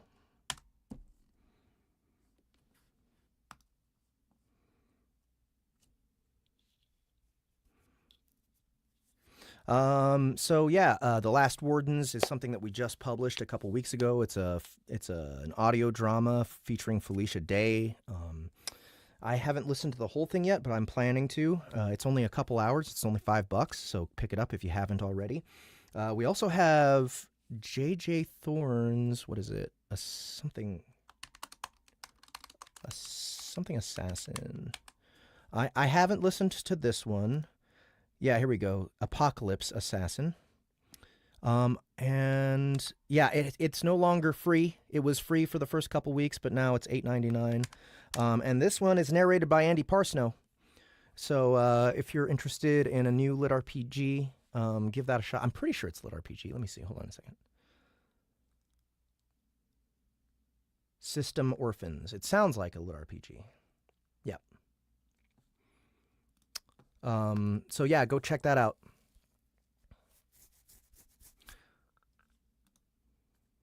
But yeah, go to soundbooth.app. Check out our app. If you love Matt Dinniman, if you love Dungeon Crawler Carl, the Dungeon Crawler Carl Audio Immersion Tunnel Season 1 is on there, available for purchase. All 8 episodes, I think if you buy it at the whole season at once, it's $20.99, and that's a good price considering how much production went into this this audio drama. Also, we have Kaiju, the cinematic audio version of Kaiju Battlefield Surgeon, which I also narrated and directed, and tons of awesome other actors, sound effects, music. Guys, pick those up. Check them out. If you like Matt Dinniman, if you like Dungeon Crawler Carl, I think you're going to like both of those. Kaiju Battlefield Surgeon is a little bit more of a risk. It's very, very, very, very, very, very dark and disgusting. And it's also highly traumatic. I would say it's distilled horror, meaning it's got every type of horror imaginable jammed into it. But I think the psychological horror aspect is the strongest aspect. Yeah, Yarn Ayer asks, "Hi Jeff, are we allowed to ask about the immersive audio tunnel for DCC Book 2 and 3? Yes, you are allowed to ask, and I will answer with, it's coming. This year. So looking like maybe end of summer, beginning of fall is when Season 2 is going to start, and we're going to do 2 and 3 back to back. It's going to be 1 episode per week, and we're going through 16 total episodes. 7 episodes for Season 2, 9 episodes for Season 3.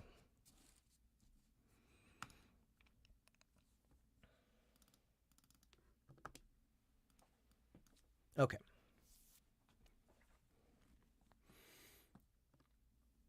Chapter 9.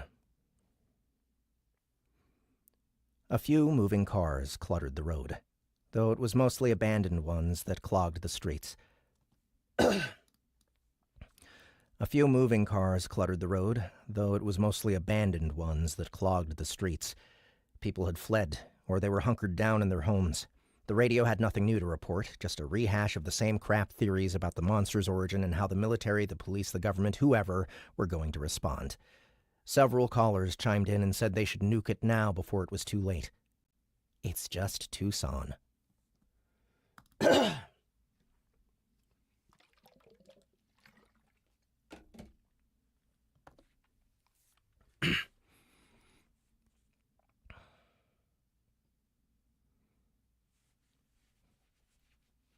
Oh, yeah, I'm glad you guys like the cassettes, man. So, it was looking like we weren't going to be able to order new tapes for a little bit because the tariff discussion, right? The tariff negotiations were going on. And the manufacturer of the tapes was saying it's going to cost $15 a piece, which means we just weren't going to do it because we just don't have the money to do that right now. But now that I just heard like tariff negotiations with China is coming to like an end, or like it's going to be actually a positive result. We'll see. But if that's the case, they're going to have to go back to their old prices. So we shall see. 30%, right?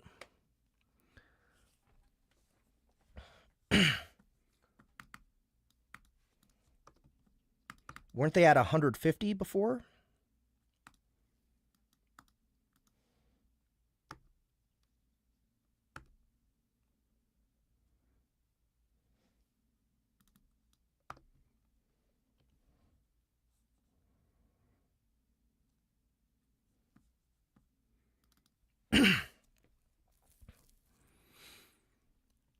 Yeah, fuck you too, I muttered.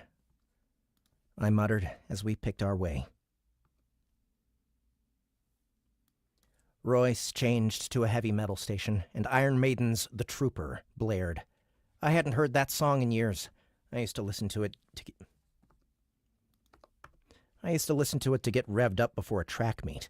The twins, a bunch of other guys, and I had road tripped to an Iron Maiden. The twins, a bunch of other guys, and I had road tripped to an Iron Maiden. The twins, a bunch of other guys, and I had road tripped to an Iron Maiden concert our senior year of high school, but that was before I got more into punk. I asked about this Clementine woman, so they'd turn down the music. It made me even more nervous and jumpy, and I wasn't sure why. She's a doctor, Royce said. Not a real doctor, but an animal one. She's a veterinary parasitologist. She studies parasites in animals. She also has a master's in chemistry. We worked with her while we were still attached to the university's teat. Why do you think she's got answers? Royce grinned. For one thing, she's batshit crazy.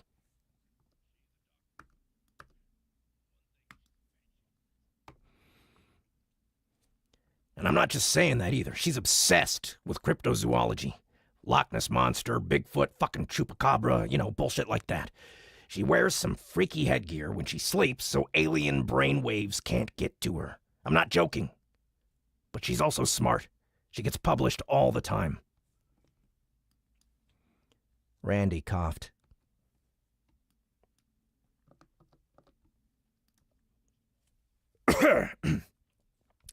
Well, she used to get published all the time.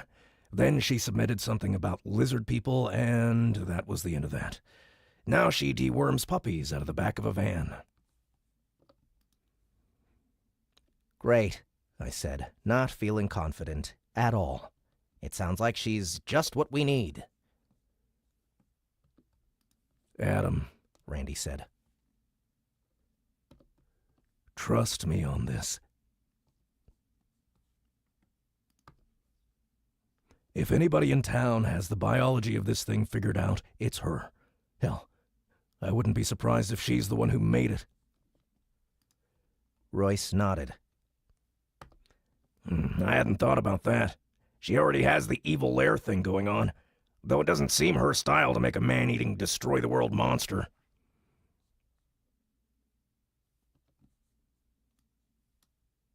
And you think she'll just be hanging around? And you think she'll just be hanging around at her house? Yes. Yes.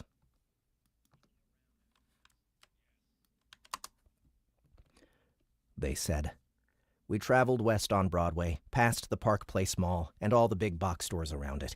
The grinder hadn't crashed through here, but the Red Lobster up ahead was on fire. Across the street, hordes of people looted through the shattered opening of the Best Buy. According to the Jeep's clock, it was almost midnight. Christ, it seemed like hours and hours had passed. But if it was a regular day, Nif and I would just be getting home after stopping at the Nomery for dinner. Oh, man, Royce said, looking out the window as a group of men loaded the back of their truck with several giant flat-screen TV boxes. We're not thieves, said Randy. The traffic jammed the street, and we crossed the median at the intersection and continued west, driving on the wrong side of the road. I looked nervously at the sky. The lights were getting closer and closer. Where exactly are we headed? You know that weird silo thing near downtown? Randy said. We showed it to you a couple months ago when we met up at Club We showed it to you a couple months ago when we met up at Club Congress. We showed it to you a couple months ago when we met up at Club Congress. Yeah, I said. The building sat in the warehouse district. They had pointed it out, told me some super-secret stuff went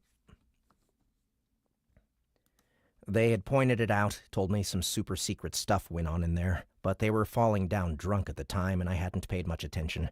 They'd also told me that night that they believed their father planned on assassinating the president of Argentina.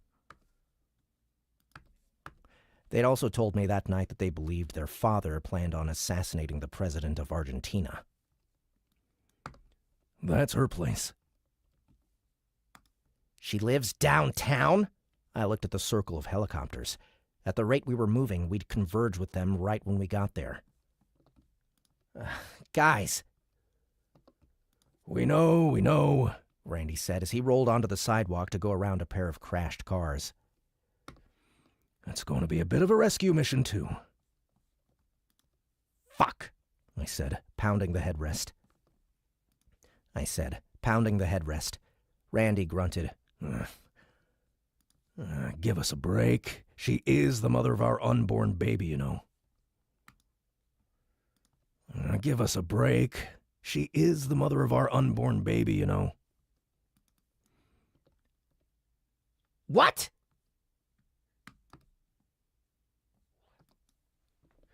Royce turned the volume back up, blasting Slayer's South of Heaven. As I sat there and tried to wrap my mind around what they'd just said, trying to figure out if their revelation would help or hurt my current dilemma of trying to save Nif, I had the weirdest sense of déjà vu. Surely that's happened to you. Sometimes it's triggered by a song, or a smell, or the passing of a stranger with a familiar look. It rears up out of nowhere, and it doesn't seem connected to the triggering event except in the most remote, intangible way. In this case, I think it was the song combined with the sudden realization that the twins could have a sex life. They always joked about it, but I never thought it would happen for them. Girls came up to them all the time at the clubs, but they would always chicken out at the last minute. Anyway, I thought of her. Not Nif. Anyway, I thought of her. Not Nif, my first girlfriend. Samantha. Crazy, beautiful Samantha.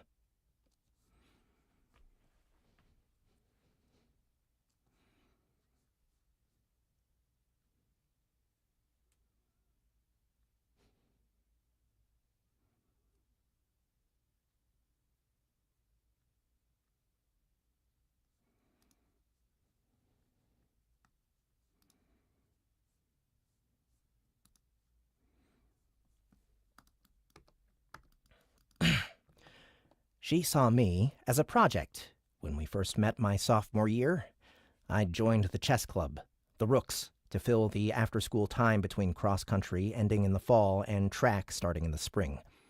Back then, my family and I had just moved to Tucson, and my dad didn't have a steady job.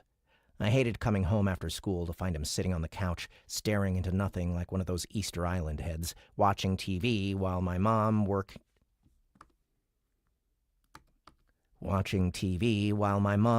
cleaning hotel rooms. She'd come home dead tired, but would clean the house and cook us dinner every night. Samantha was only one of 2 girls on the whole chess squad, the other being Pandora Miller, and I'm only 80% sure that girl wasn't a dude. Samantha was a whole year older, and everything about her fascinated me. She and I were paired together, and we got along pretty well. She had red hair, which is like kryptonite to nerds like myself, and her pale blue eyes bore a hole in you while she waited for you to make your next move on the chessboard. She had braces with different colored bands every time I saw her, and I used to go out of my way to make her smile so I could see what color she had that day. Her favorite band was Slayer. Playing chess, somehow she always knew where you were going to move. 4 or 5 moves into a match, and she had you cornered. Once she even beat me in 4 moves.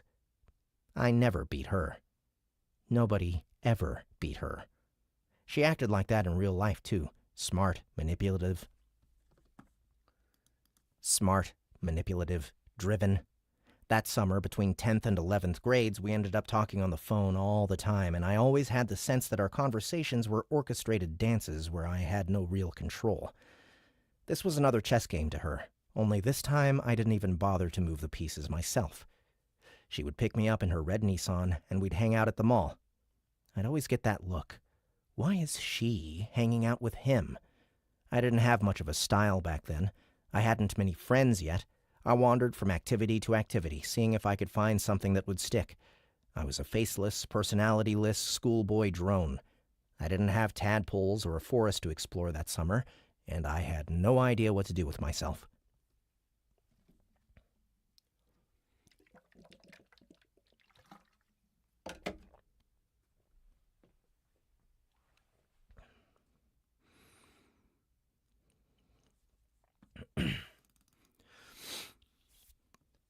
A clean slate, I was. One that Samantha could paint in her ideal image. She didn't even hide the fact that's what she was doing to me, and I didn't care. She decided she liked me in black concert shirts featuring old-school metal bands. And I wore them. I didn't mind, and once I was introduced to the music, I decided I liked it anyway. The only thing I could beat her at was solving Rubik's Cubes. It drove her crazy. She'd sulk when I pulled a cube out to fiddle with it. I once saw in her room that she had borrowed a book from the library. that she had borrowed a book from the library on how to speed cube. She never admitted it, though, and I never called her on it. I guessed she'd never got any better than me. If she had, she would have happily demonstrated it. We started to date once school started up again, and we started having sex right away. I was a virgin, and after that first time, I told her she was my first. She laughed at me. Of course she knew. I asked her if it was hers, and she said yes, but I didn't believe her. We did it every day, sometimes before school, sometimes before school, almost always after school, and often during lunch in her car. This wasn't your average awkward and uncomfortable elbows and knees teenager sex either. This wasn't your average awkward and uncomfortable elbows and knees teenager sex either. This was wild howler monkey sex, though I didn't realize it at the time. This was wild howler monkey sex, though I didn't realize it at the time. Sometimes I'd need days to recover, only she didn't give me days. I'd come home covered in bruises and scrapes from the different ways and positions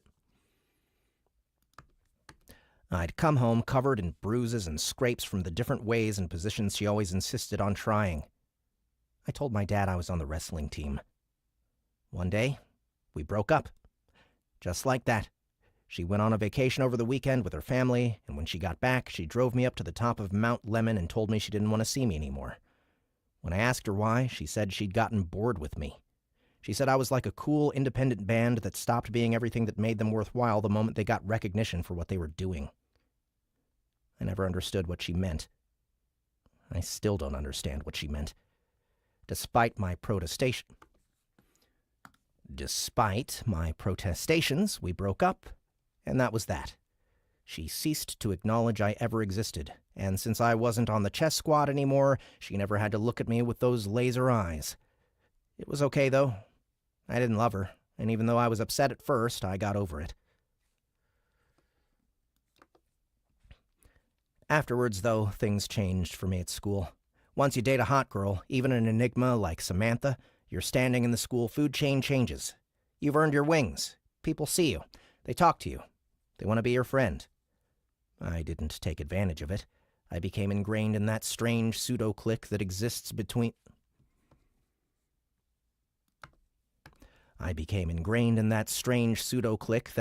somewhere between the all-out nerds and the long-haired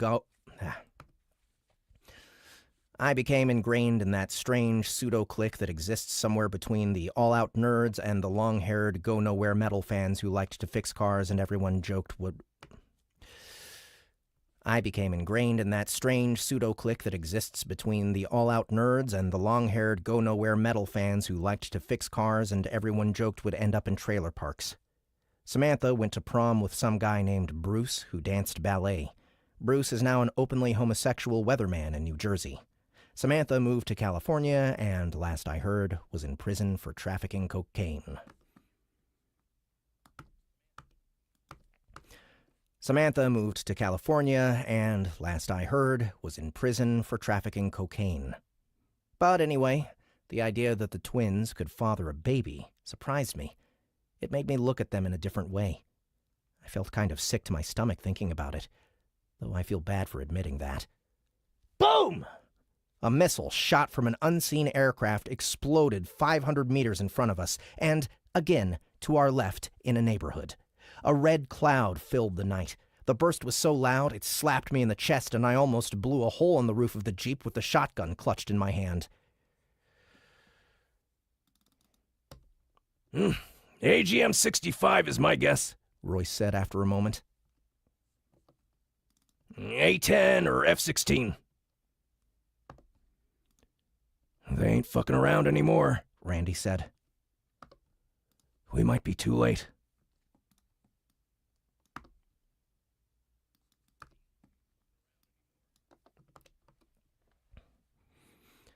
The sound filled my ears with an angry hornet buzz for a few seconds. I still couldn't see any sign of the grinder, and I wondered if the bombing was an accident. The Jeep screeched to a halt. And I realized very quickly, fuck no, it was no accident. And that bomb was probably dropped... Excuse me.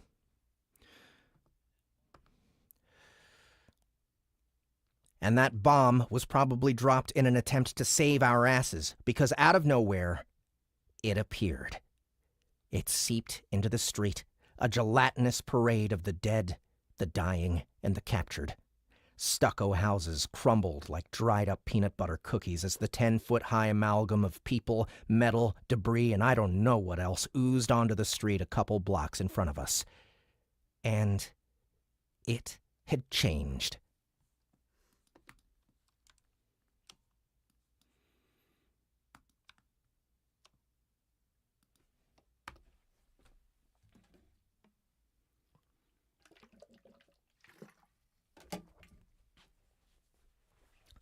Gotta say, this one is this book is a little difficult for me to narrate. Actually, the writing itself is so natural and flows so well that I'm like barely having to do any retakes in comparison to a lot of stuff. But what's fucking me up is the voice. The voice is not easy. Like it's starting to wear on me, and it was doing it yesterday too. It's hard to keep it going for too long.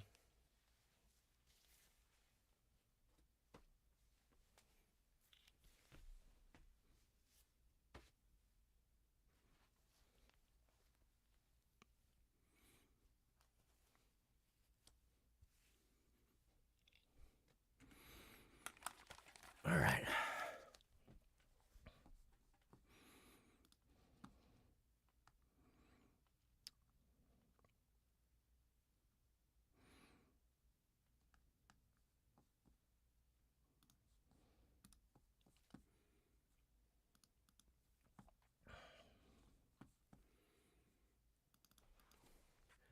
Chapter 10. It had flattened out. Shaped like a giant pancake with the legs of a millipede, it ripped across Broadway, moving at about 10 miles per hour, which might seem kind of slow if you're in a car, but it's terrifying for something so huge. On the ground, thousands of people made up the bottom layer. They hunched forward and backward and sideways like Atlas holding up the earth as they scrambled across the pavement like migrating bugs. On their backs rose 3 or 4 layers of people mixed with all sorts of other things. Cars, trees, hunks of metal, and other nightmarish figures I couldn't discern.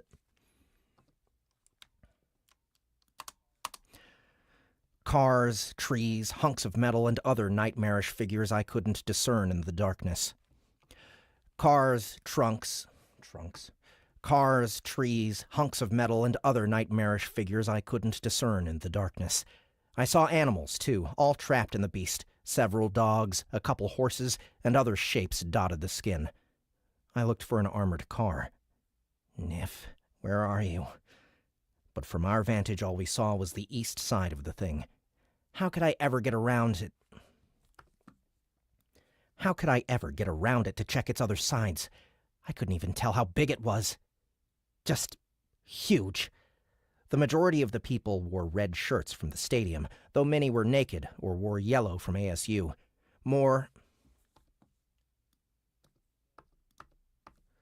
Some wore night clothes like they had been ripped from their bed. Some wore night clothes like they had been ripped from their beds. The top layer was burned to a black, charred crisp, and fires raged from several points on the beast. Most of the people on the bottom appeared alive, though they had broken Most of the people on the bottom appeared alive, though they had broken bones and missing pieces, while everyone on the top layer were dead, at least from our perspective. The whole thing looked like a cross-section of a giant lasagna, with the ground beef on top. Several human tentacles whipped in the air above the monstrosity. As we watched in horror, one tentacle picked up a motorcycle and tossed it like a fastball towards something behind it in the neighborhood. As I looked at the beast, I felt a strange tingle in my chest and head. This was new, something I hadn't yet felt, not my usual horror and worry. It was like fingers poking at me, or like an invisible string went from me to the monstrosity, pulling ever so slightly, urging me, tempting me to go forward, into the grinder. That was insane, of course, to go into the grinder and be used as a top-level meat shield. I bit my lip as I realized I had my hand on the door handle. Randy swore and slammed the Jeep into reverse. The tires squealed as we backed away. Get that gun ready! Get that gun ready! Get that gun ready! It took me a moment to grasp he'd said that to me, and I took my hand off the door and clutched the automatic shotgun. I didn't know how to shoot it. I guessed a simple trigger pull, but was there more to it? A safety or anything else special? Even if I figured all that out, where in the hell would I shoot? All those people. Who was alive? Dead! Who the fuck knew? Who was alive? Dead. Who the fuck knew? Plus, it was moving on while we headed in reverse. The monster kept morphing and rolling, now a long train headed north across the street. It seemed bigger than ever after it attacked the stadium, despite the full press of the military. It wasn't very tall at this moment, but it just kept going and going.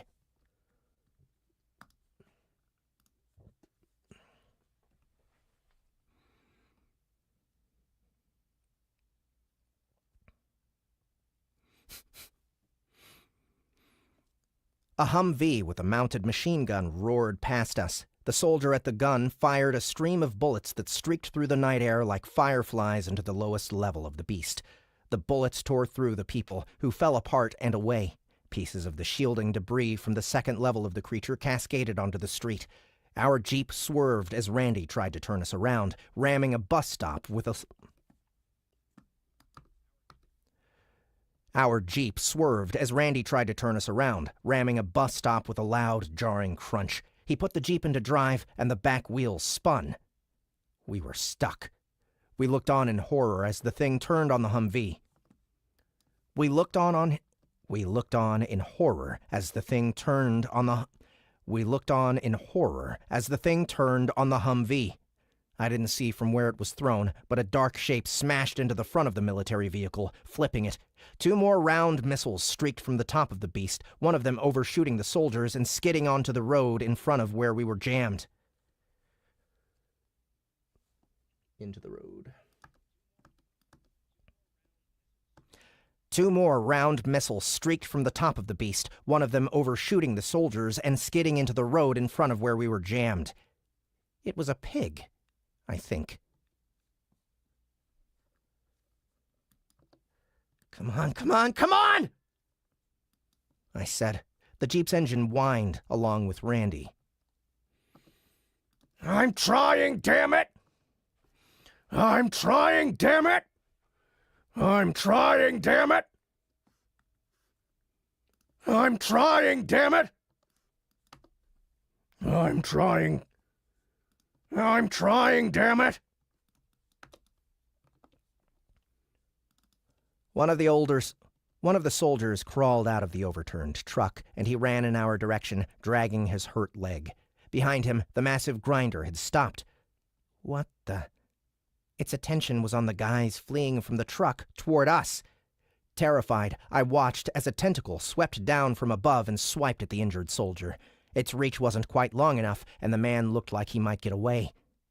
He didn't. Another tentacle swung at him, only this time the longer and thicker arm broke apart in midair, raining people and something else. Big, mean-looking dogs, I realized, on the road all around the soldier. The people and animals rolled and skidded as they hit the ground. Some didn't get back up, but about 15 people and several dogs did. The soldier was surrounded. He yelled something at the people circling around him, but I couldn't hear. He pulled a pistol from his side. Someone in the group said something to him. Someone in the group said something, and the soldier yelled back. The group of dogs, and one coyote I saw, moved behind him. The snarling pack dodged and snapped at him, closing in on one side, opening up on another side. Why didn't they full-on attack him? Then I realized what was happening. They were herding him toward the grinder. I leaned in toward Randy and Royce. "Should we help him?" I asked. We all snapped at the sound of a gunshot. It was the soldier. He fired again at a woman stepping toward him, and she went down. The others pounced, and the dogs barked and growled and jumped, acting very dog-like and un-zombie-like, which I thought was strange. All these people, these animals, were no longer connected to the creature, yet they still worked for it, which was scary as hell. I looked out the back of the Jeep as Randy revved the engine, trying to free us. We were getting nowhere, and the noisy revving made me nervous. Stop that shit! You're attracting attention! You're attracting attention to us! We were too damn scared to get out and jack up the Jeep. We watched as the people threw the soldier onto the ground and violently disarmed him. They dragged him, kicking and screaming, back toward the...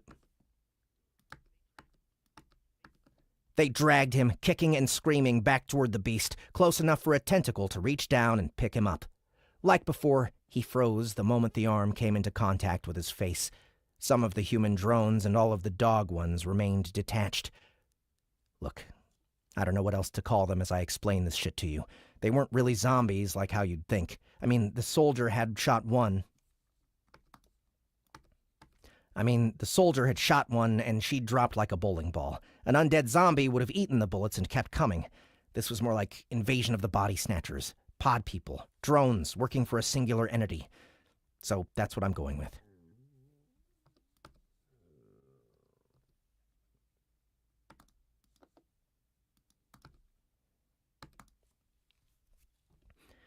Anyway, the scene was disturbing on a gut level. They were all so systematic, so deliberate in their gruesome tasks. The dog drones pulled the bodies of their fallen human brethren back into the reach of the grinder. Other human drones swarmed the crashed Humvee, working together to flip it over. They organized and talked with one another. They acted normal. They managed to flip it over, and they pulled out the remaining soldiers, all of whom appeared dead. They knelt and rifled through their bodies, and they took their weapons.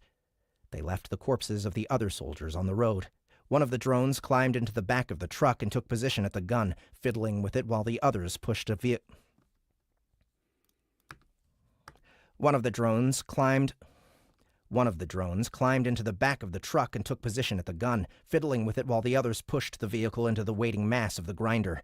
A gaping, dripping hole appeared in the side of the grinder to swallow the truck, and it ate it whole. That is some of the most fucked up shit I've ever seen. That was Royce. He whispered it, the fear evident in his voice. I had a more practical question.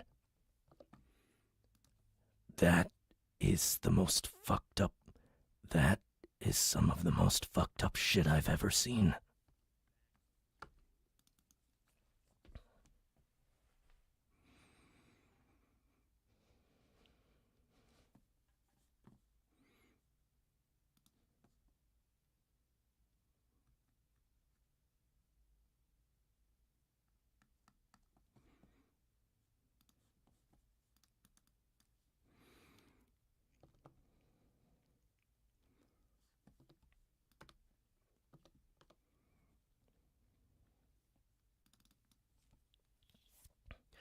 Why did they leave the dead soldiers but keep their own dead?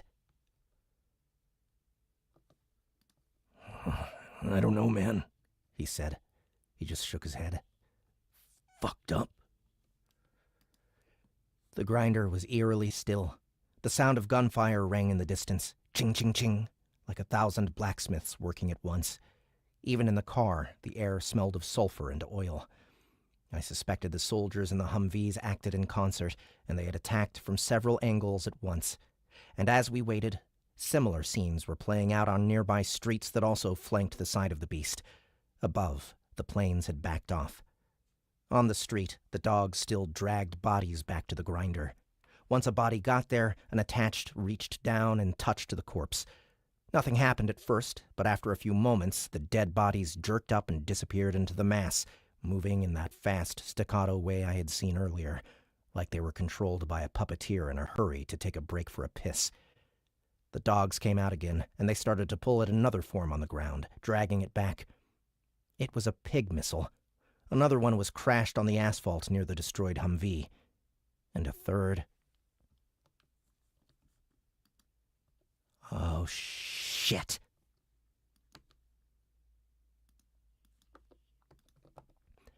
The third remained on the ground, outside my door. "We gotta run for it!" They're headed toward us! They're going to see or hear or smell us! This was a bad idea, Royce said. He picked up one of the black duffel bags and put it over his neck. They scooted over and opened the passenger side door, the one facing away from the grinder. Randy grabbed the second bag. They stepped outside, and I opened my door to follow. We crouched low behind the disabled Jeep. They rummaged through one of the bags, each one pulling stuff out. Royce produced a strange flat machine gun that looked almost fake. I'd never seen anything like it. Randy took a long magazine and slapped it on... Randy took a long magazine and slapped it on the top. It's a P90, Royce said. Low recoil, fast reload. Where do you get this shit? Where do you get this shit? Houston.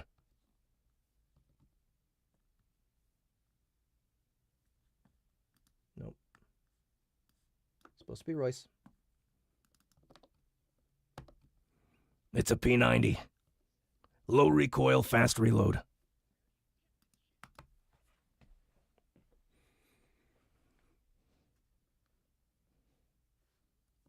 Houston. I want you to promise us something.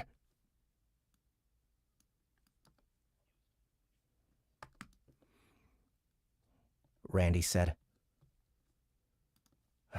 What? Don't let us become part of that thing. Yeah, Royce said. we already know what it's like to have more than one brain in a single body. It's crowded enough in here, and we don't share well.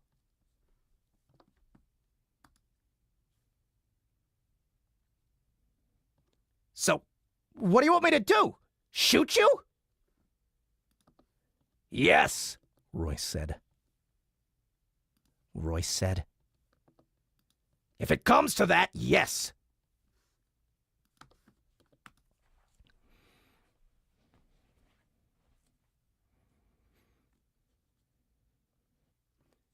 I felt a chill, realizing it might come to that.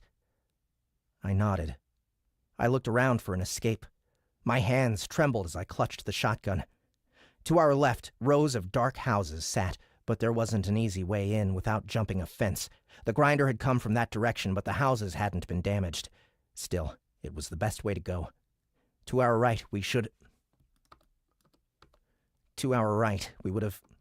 our right, we would have to cross several lanes of open road and then navigate our way through a large cluster of commercial buildings and parking garages. I peered over the hood, and the dogs struggled with the second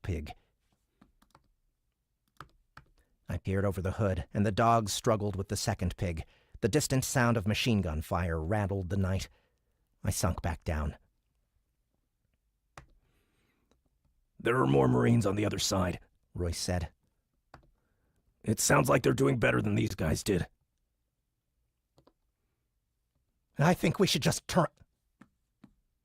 I think we should just run. While it's distracted, we'll wait for it to pass, snag an abandoned car, and go around the back. We can't go very fast, Randy said. Not anymore. Not like in high school. Our lungs. Royce added. Well, let's just go. Keep low, and maybe it won't see us, or care. I mean, it had to have seen the Jeep, but it ignored us. It only cares about the soldiers. We're not a threat. Okay, Randy said. let's do it. I peeked over the hood one last time, straight into the eyes of a growling, slobbering, your-ass-is-mine dog. This wasn't just any dog, either. I knew the breed. I had seen a whole special on them a year or so ago on TV. I had nightmares for a month afterward.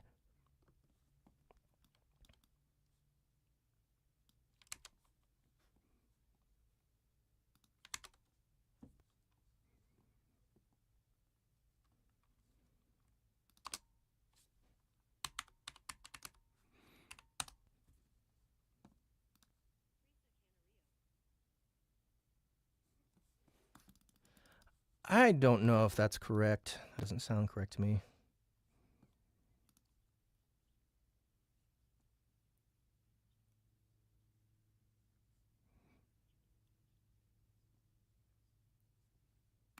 Presa canario. A presa canario. That's Spanish for big ass, mean ass, eats pit bulls as a snack mastiff. I hadn't heard it come up, nor did I have time to ponder the coincidence that the dog growling at me at that very moment was the exact breed of dog that most terrified me.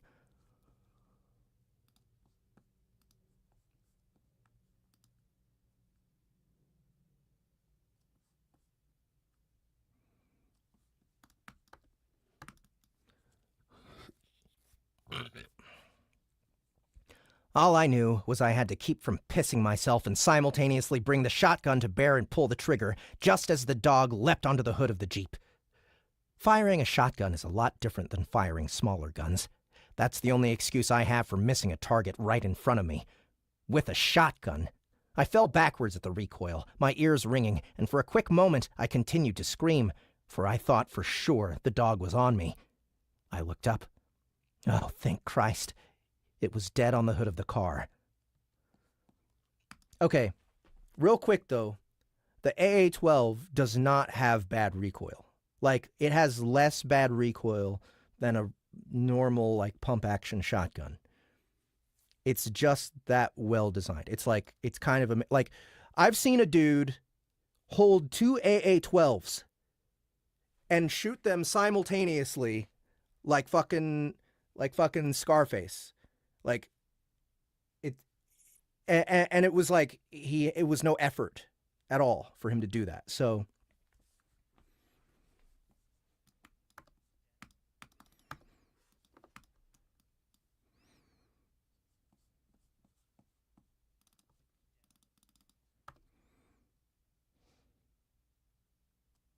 just do the AA-12 podcast already.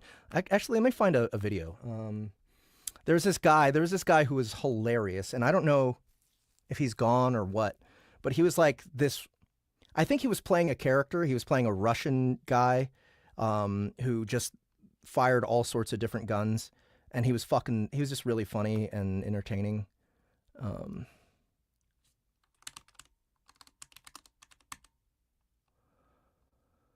What is his name?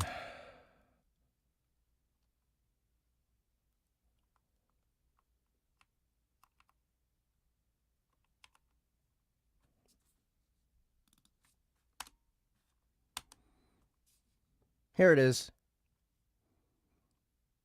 This is the first video that came up. FPS Russia is his name. Here we go.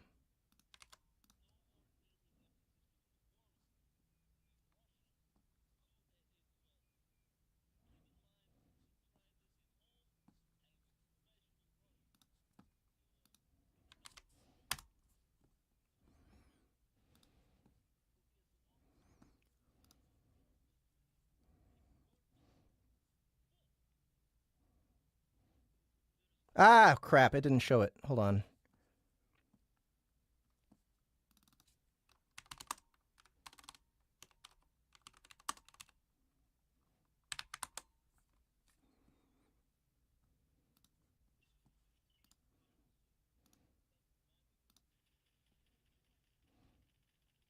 Here it is.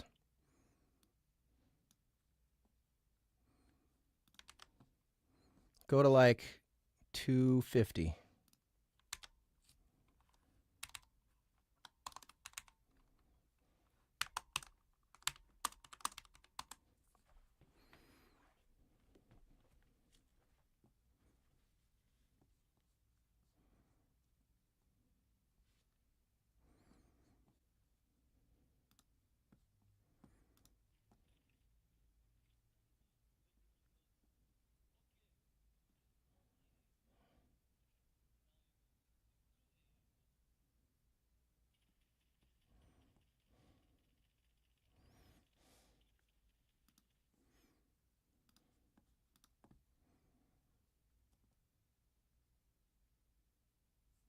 Oh man, that sucks, Russ.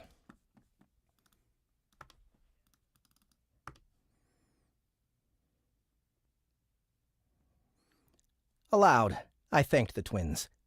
They had shot it with their machine gun. They nodded. We gotta go. We gotta go. We took off jogging toward the line of fences. A small, narrow alley offered refuge from the main street and escaped into the next neighborhood over. I looked over my shoulder. More dogs. 3 of them, about 100 meters away, and they booked it right towards us. Behind them, about 10 human drones also rushed in our direction. As we approached the alley, a loud crashing noise filled the night. It came from in front of us. Through the space of the alley, we could see the next street down. I watched as the row of houses tumbled and crumbled as the tail end of the grinder rolled over them and right toward us. Both ends converged on another like a giant Pac-Man, and we were the dot in the middle.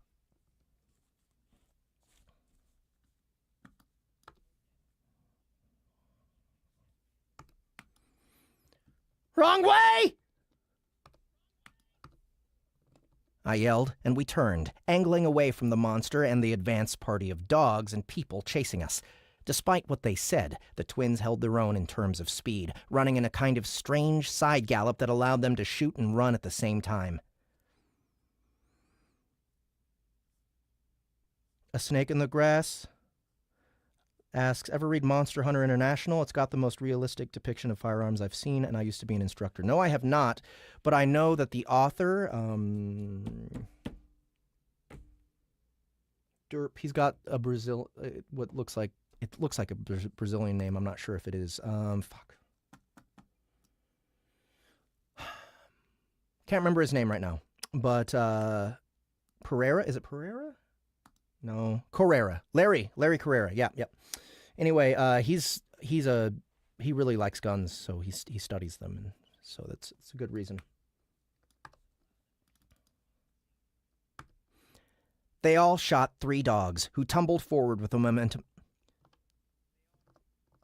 They all shot 3 dogs who tumbled forward with the momentum of their unnatural speed. The drones kept coming, all of them 20-something males. Another burst of the machine gun, and the closest 2 fell. I didn't want to shoot because I didn't want to fall over again. Plus, these were people. Real, live people. Fucked in the head, maybe, but they were still living humans who didn't know what they were doing. But most of all, I was afraid. A deep memory seeped up in me like hairy sewage from a drain. A memory and a feeling. The same feeling I'd had that day when I froze while Nif stood her ground against the homeless guy.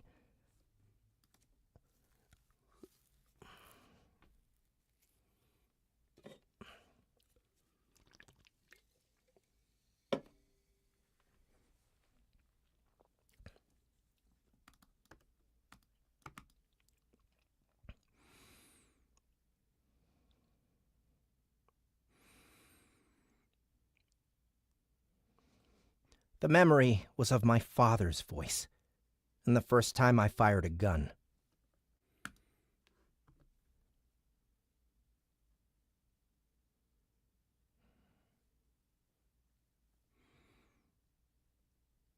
Don't be a pussy, Adam. If you're afraid of your own weapon, how are you going to feel when somebody has one too? Don't be a pussy, Adam. If you're afraid of your own weapon, how are you going to feel when somebody has one too? He jammed his grease-encrusted finger at the paper target of an angry-looking man pointing a gun at me. Now fire, goddammit! Now fire, goddammit! So I fired, goddammit. I fired then, and I fired now. I pulled the trigger and fired. And fired. It was an automatic shotgun, after all. It nearly danced out of my grip, but I ran and I yelled and I fired, and I didn't fall. The whole thing emptied in what seemed like 2 seconds flat. But holy shit, man. Holy shit. It did its job. I didn't have time to think about what I'd just done, but I did anyway. I just turned 10 people into beef jerky. Yeah, that's what would happen, man. Like, so let's see. Ta ta ta ta ta ta ta ta. What are we talking? 6 rounds per second? Shotguns? A shotgun with a, I think they have a 20 round drum.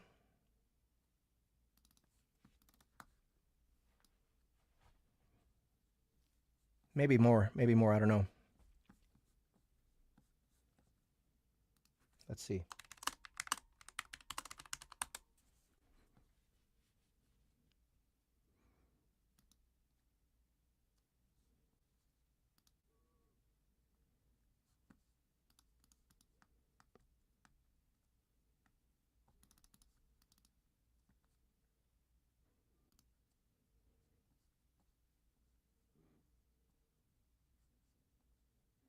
Hold on, just looking at this one. 3, 6, 9, 12, 15, 18, 19.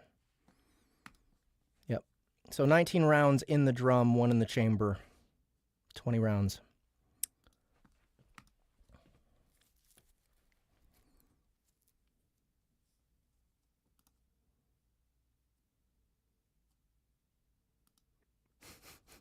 Hold on, 257 to 309. Let me see.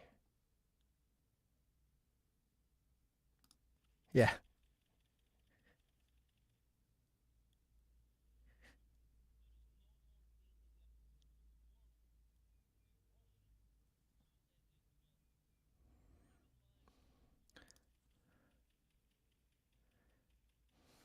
Oh right, I forgot. He dunks it in water and pulls it out and fires it.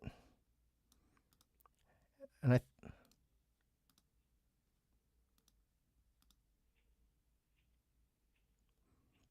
Oh right, he does it one-handed at the end too.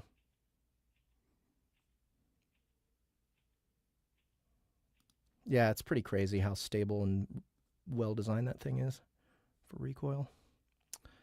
So cool. The dream of tossing your boss out of a window.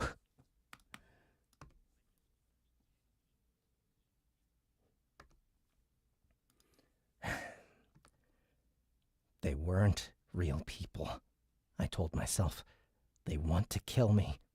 This is self-defense. My chest hurt. We scrambled past the sidewalk and up a steep set of stairs into the covered courtyard surrounded by concrete-laden commercial buildings. Our footsteps echoed as we ran past the silent fountain and onto the backside, right into the middle. Our footsteps echoed as we ran past the silent fountain and all. Our footsteps echoed as we ran past the silent fountain and out the back. Fucking shit.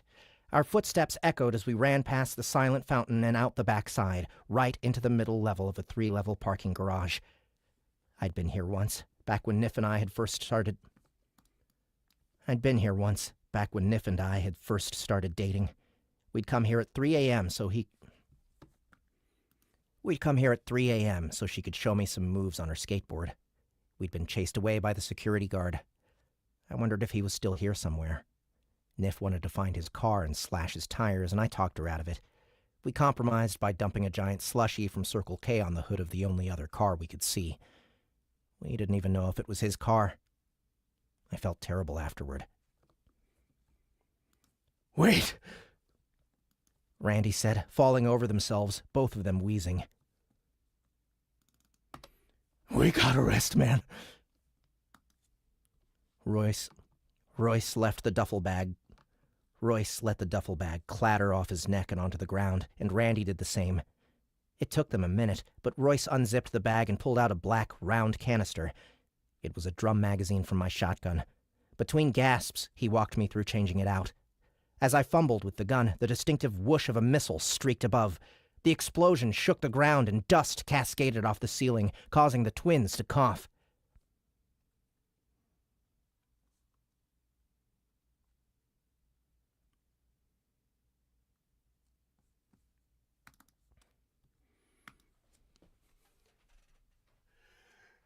Adam!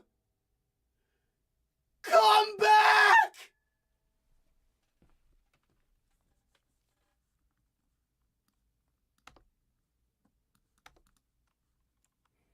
Let's go ahead and change their colors as well.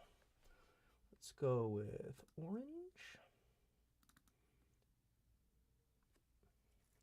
And a different blue, maybe a light blue. Go.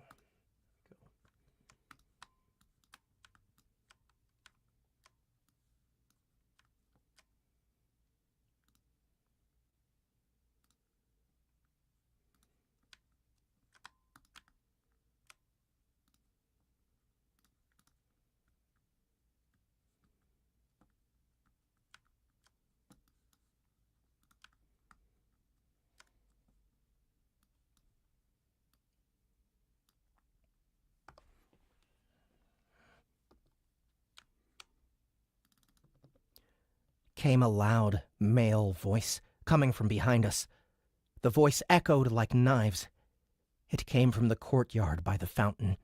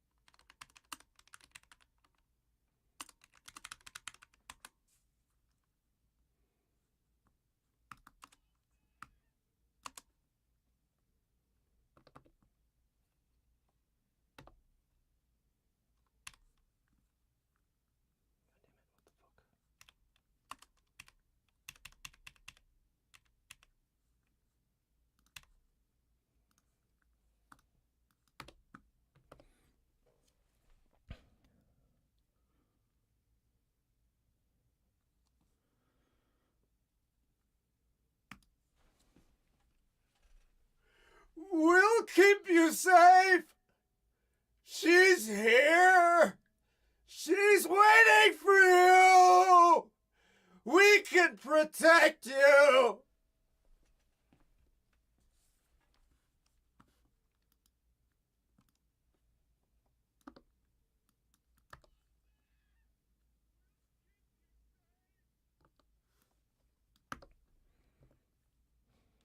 Another voice called.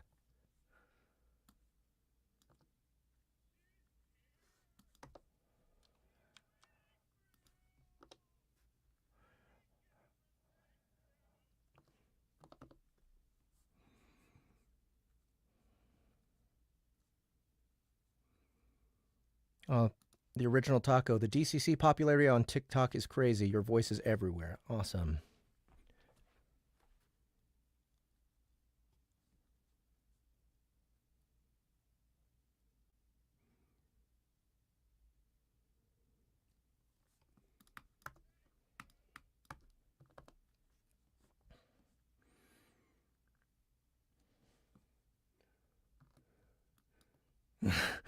Holy shit. Royce said, looking up at me between wheezes and coughs.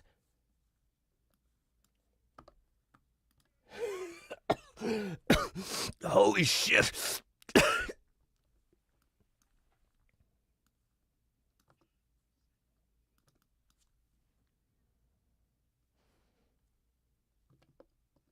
I felt it again, that ache at my chest. Or was it a tug? It still wasn't strong enough to overthrow my sense, but it was there, tempting. I realized that this was something with real power. I was afraid to ask the twins if they felt it too.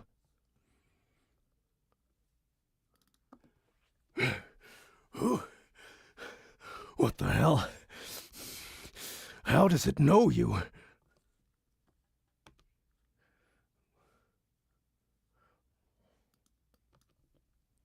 Randy said. I don't know, but we gotta keep moving. The voices continued to call my name. They never came in the garage, but they were out there, calling. Maybe they feared our weapons. Not that our piddly guns were real defense. At any moment, the whole of the grinder would crash through the buildings behind us and drop the garage ceiling right on our heads. We had to move. The twins stood, and I took one of the duffel bags. Damn! It was heavy. They grabbed the other, and we continued toward the exit. A set of stairs hopefully leading to the first level and to the courtyard or somewhere outside. A loud crash and the sound of ripping and exploding metal came from every direction at once. We half tumbled, half ran down the stairs, and I didn't dare look back. We stumbled from the first level and back out into the night. Heat washed over me from behind, and we ran across the gravel and toward the street.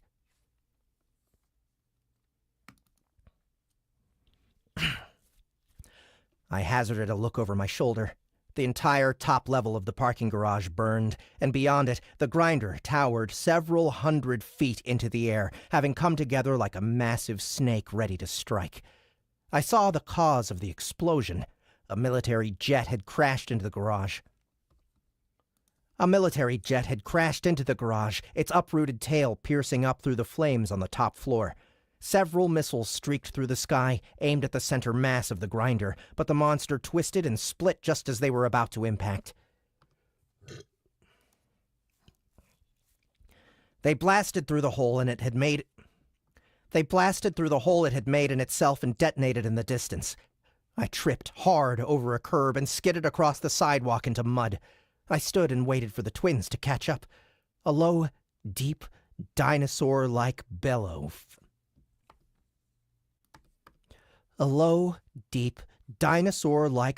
filled the night sky as an A-10's cannon strafed the monster. The rumble came from the plane's cannon, spinning at an incredible speed. I could feel it in my chest. The deep roar came again as another A-10 whipped by. The whole top half of the grinder had transformed into 10 or more massive tentacles, waving in the air like a hydra or a colossal squid. It tossed a handful of people into the night, and a low-flying A-10 tried to swerve to miss them, but one of its back engines exploded, and the plane twisted away, leaving a corkscrew of smoke in the night sky. It crashed out of sight. I felt sick to my stomach. I couldn't stop thinking about the people I had shot. A minivan pulled up on the street about a block away. It screeched to a stop, blocked by a fallen utility pole.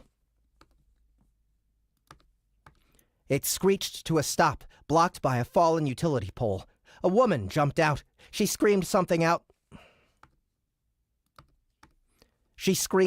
the direction of the beast and ran out of sight over the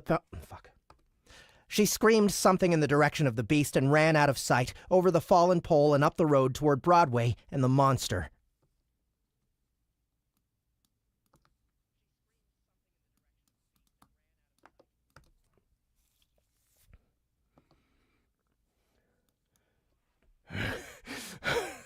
Her van. Randy wheezed. The twins sat on the sidewalk, their arms wrapped around themselves. They didn't look too good. Do you guys have an inhaler or something? I'd never seen them like this. I was concerned, yeah, but also wondering if I'd have to carry them. If I even could.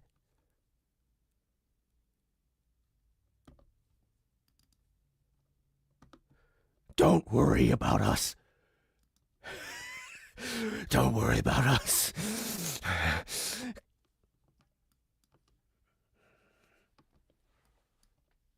Randy wheezed.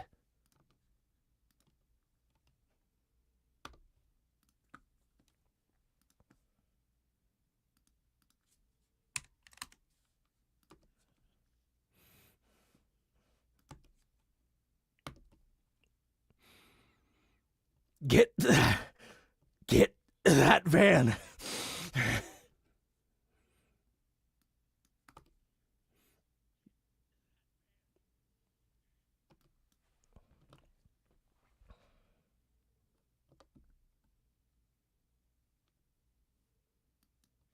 Okay, let's go, I said, but the two wouldn't stand. Get it. Get it and bring it back. Royce said. We'll be okay. Go.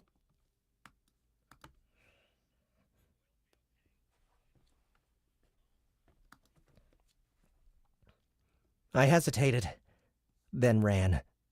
As I raced toward the vehicle, the grinder continued to fight with the airplanes. It remained in its massively tall Hydra shape, battling amongst the roar of the jets and the rat-a-tat machine gun fire coming from multiple directions. It was obvious the military's response was doing more harm than good, and pretty soon they'd have to kick it up a notch. The van was in rough shape. The roof had been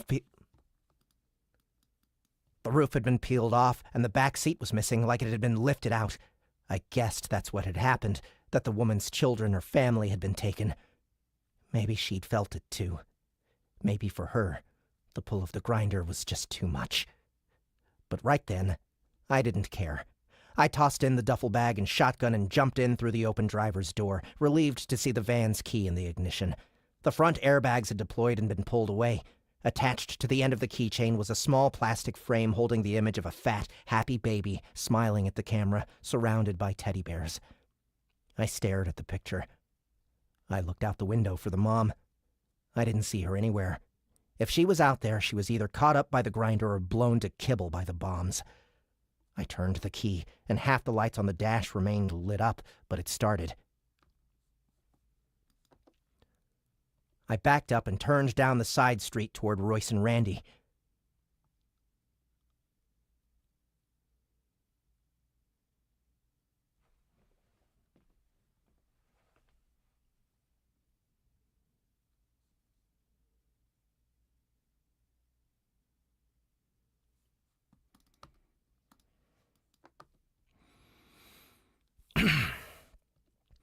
I turned just in time to see my friends unload their machine gun into a small crowd of drones. Half the crowd hit the ground, but the remainders, all wielding baseball bats and other blunt force trauma-inducing weapons, advanced warily on the twins. Oh, fuck. The twins tossed their machine gun and they pulled up a single handgun and began to pop off shot after shot into the crowd. I gunned it. I aimed straight for the center mass of the drones. Too late. Too late. Several of them stepped out of the way and onto the sidewalk. They jumped the twins and rained blows down on them with their baseball bats and metal clubs. Out of bullets, out of breath. All they could do was hold up their hands. I crashed into one straggler who bounced off the hood and crumpled on the street. I ran over a couple more who had been gunned down by the twins. The van lurched and crunched, and an ominous whirring noise emanated from the engine. I grabbed the shotgun and jumped out. Stop! I yelled. 5 of them were left. 4 men, 1 woman. They were all around my age except for one of the men, who was in his 50s. To my surprise, the 5 did stop, and they looked at me. For the briefest moment, I thought maybe there was a mistake. Like these were normal people, and they thought the twins were part of the monster on account of how they looked.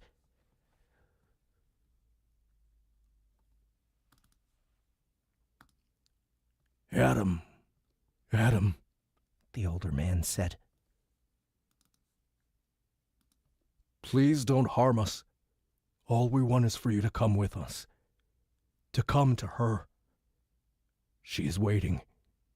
She's calling to you right now. Behind, a jet screamed through the air, but the sound of gunfire had stopped. I felt the shadow of the grinder behind me, just on the other side of the buildings. I didn't dare turn around to take my eyes off of these guys. Just go away!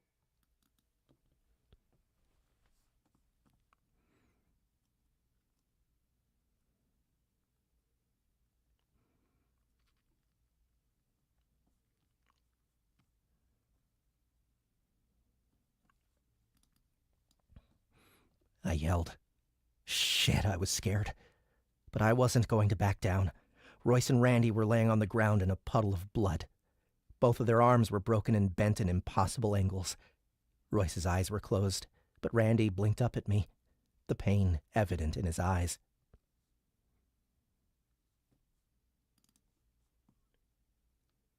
Please, Adam. We don't want you hurt. The man said. But we will drag you back if we have to. It's for your own good. It's not safe out here.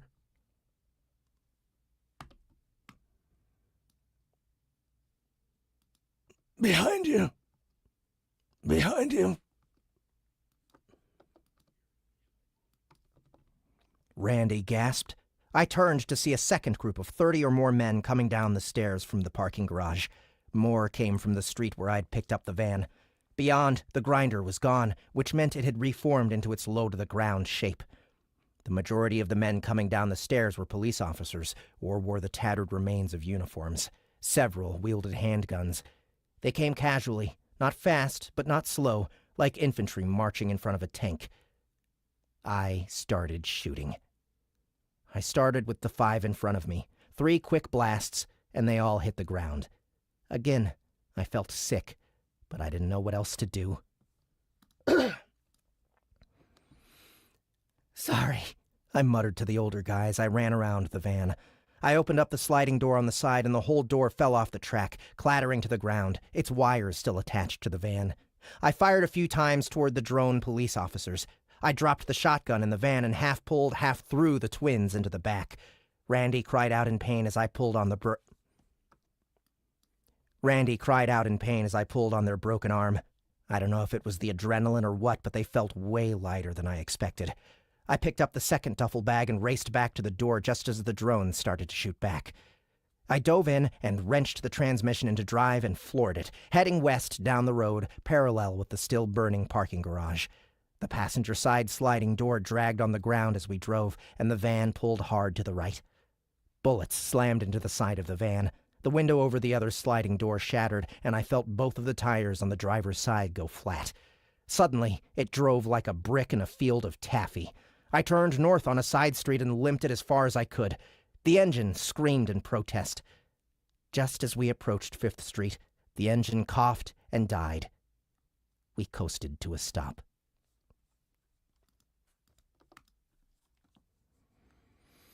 Fucking love this book!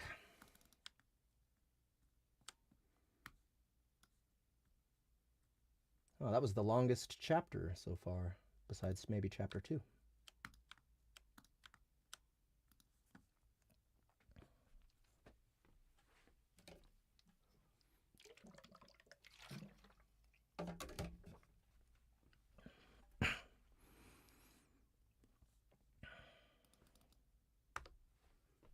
Let's get some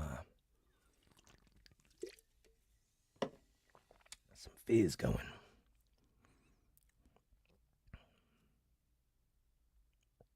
Yeah, right, Amanda? Amanda Pepper says, feels like Matt just threw in a bunch of stuff he knew Jeff would like. Even though he wrote it back in like 2011, 2012, before he even knew me.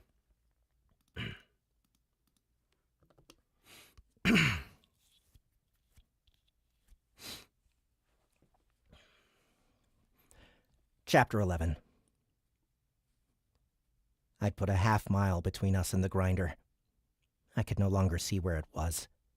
100 fires gave the night sky a red hue. Randy coughed, and it sounded weak and pitiful. I jumped in the back. Randy and Royce lay where the back seat had been ripped away. The entire floor of the van was soaked in blood and glass. Excuse me. Randy moved as if to reach for me, but he stopped and grimaced in pain. Tears streamed down his cheek.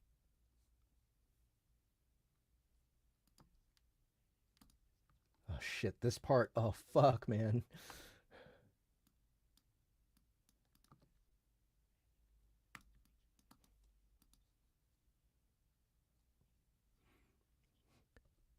Then he said it.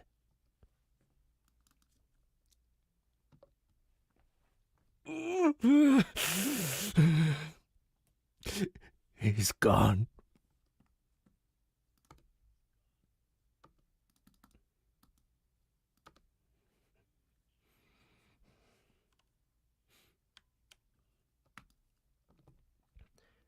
He gasped the words wetly. Oh, God. I can't feel him anymore. Then he whispered, gurgling. Royce. No. Royce was dead. It took a long time for my brain to wrap around it. Royce. Dead. My friend. Gone just like that. Gone. Just like that. Gone. Yeah, the different colored rows are different characters.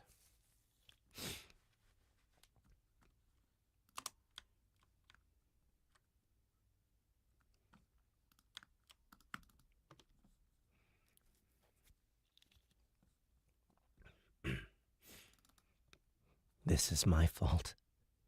If I hadn't come to their house. Don't move, I said. I'm going to find another car. I'll take you to a hospital. Adam.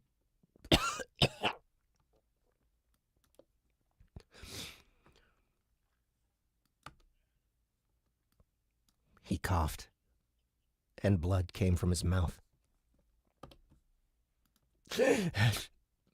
There's something I gotta confess. Royce thought we shouldn't tell you, but I think you need to know. It's about Nif. What do you mean? What do you mean?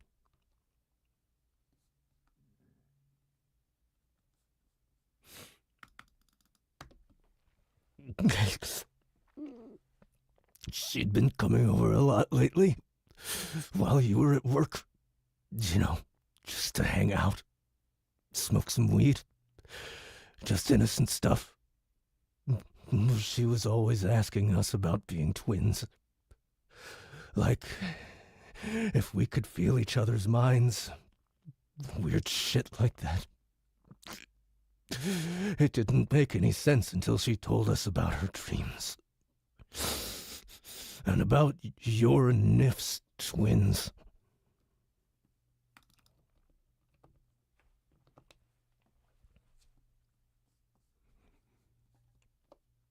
I didn't say anything. Too surprised to react. Other than me and the shrinks, I hadn't thought Nif had told anybody about her abortion or the nightmares. Royce and Randy? I didn't even think she liked them. Save your strength. This isn't important. No, it is. She came by that night last March. You know, before it happened. She was really upset.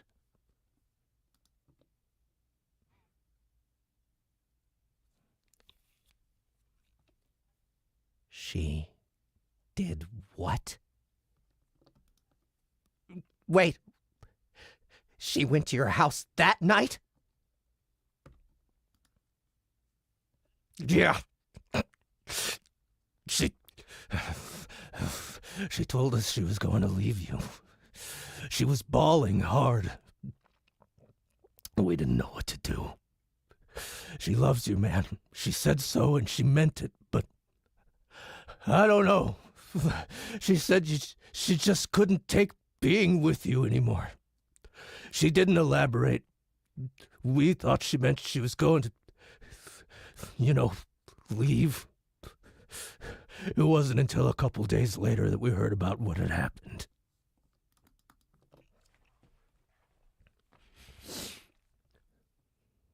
I sat there, stunned. Nif had wanted to leave me. Back in rehab, she had said all sorts of stuff like that, but this was just 8 months ago. I had thought all of that was behind us. Randy continued, grappling with the words. Anyway, are you sure you want to do this? You can't save her. You can try, but you're going to get yourself killed. But I have to try. She called me. She begged for my help. Randy nodded. He coughed, grimacing with pain. More blood came from his mouth. It was killing me just looking at him. doing nothing. We've got to get you to a hospital. I'll find another car. Don't worry. You'll be okay. No! No!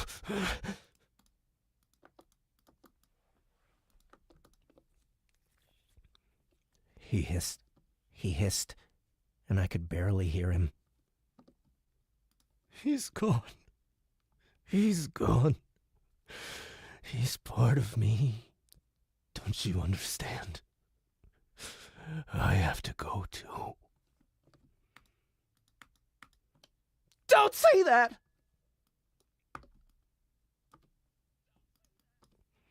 It won't be long. I can feel it. It won't be long.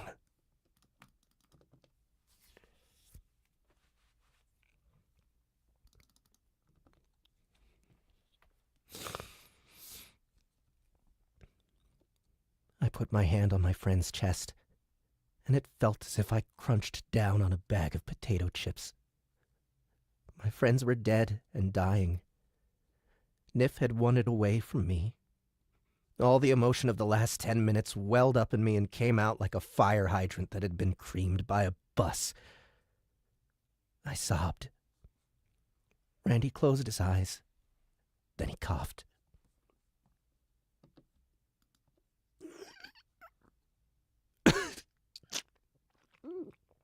Find Clementine.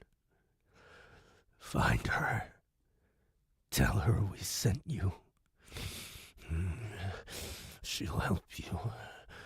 But you gotta help her too. She won't want to leave. Make her. Please. Make sure you give her the duffel bag too. The one you carried, not the other one. Tell her we said goodbye.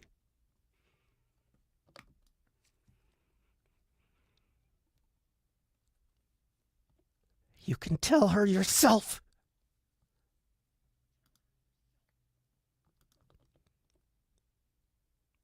But he couldn't. He was gone.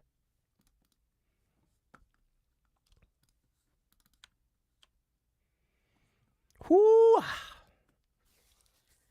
Good one, huh?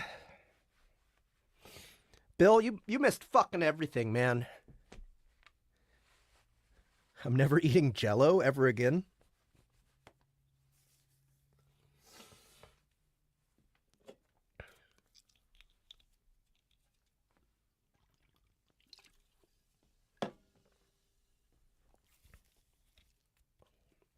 Yeah, this is on the cold read stream.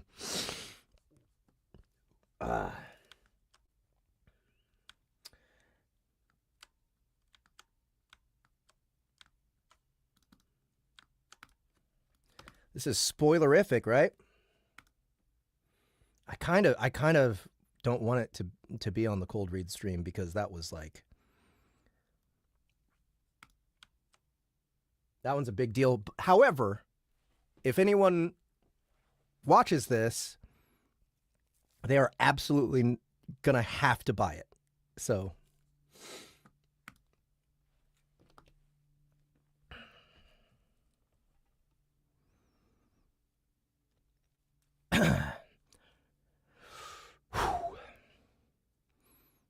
I didn't have the stamina to carry both duffel bags. I didn't have the stamina to carry both duffel bags far. I put the bag for Clementine over my shoulder and unzipped the other. That sounds like a plane out there.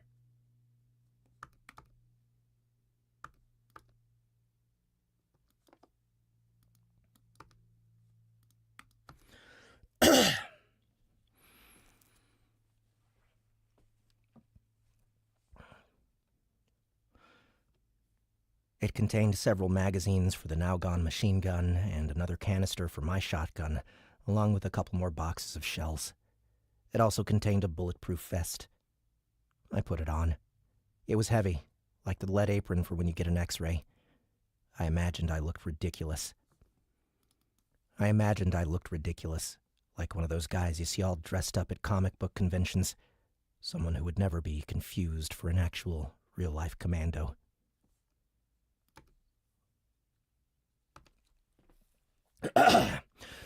Someone who would never be confused for an actual, real-life commando.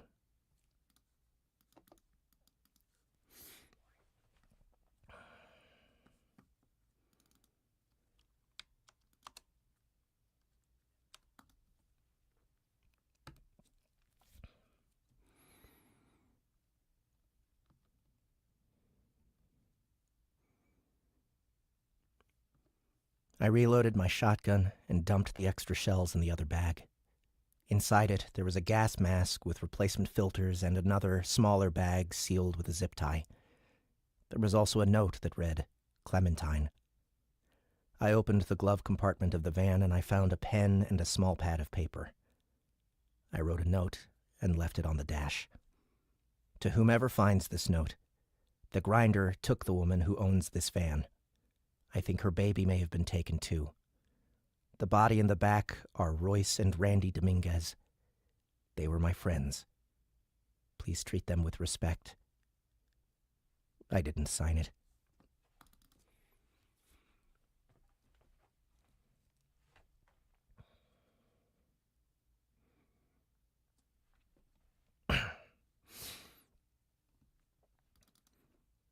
I tried to push the van to the side of the road, but I couldn't move it. I hoped after all of this was over, someone would find the note and then seek out the twins' parents and tell them that their sons were dead. I doubted I'd have the chance. I stepped into the street, bag over my shoulder, shotgun in my hands, and I jogged west, angling toward downtown.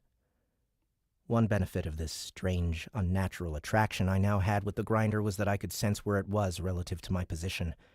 It had changed direction, rolling east, which was away from where I needed to go. The further away it got, the less I could feel. I wondered about the grinder's foot soldiers. Before, like at the roller derby, one had to touch the beast to remain under its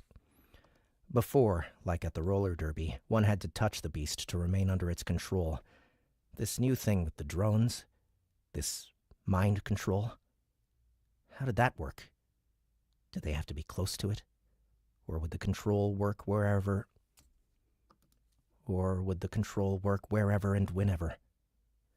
I put my questions on pause and concentrated on my route. I would first have to pass where I was earlier. Arizona Stadium. It loomed in the distance, its visage forever burned in my mind, now as a giant tombstone.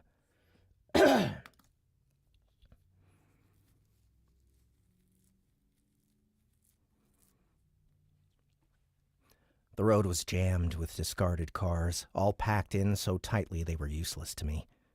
I remembered the woman who had abandoned her minivan in the street. I wondered how many of the people in these cars had run away, and how many had chased after the monster. I sometimes saw cars moving on the side streets or a pair of candle-lit eyes watching me suspiciously through curtains, but the roads were barren of people. As I jogged, I thought about everything that had just happened. It still didn't seem real. Nif had been captured. My best friends were gone. I had killed people. Several people. When I had woken up this morning, my biggest concern was finding the one type of ferret food that Hamlet wouldn't yak all over. When I had woken up this morning, my biggest concern was finding the one type of ferret food that Hamlet wouldn't yak all over the living room floor. Nothing would be the same after this. No matter what happened.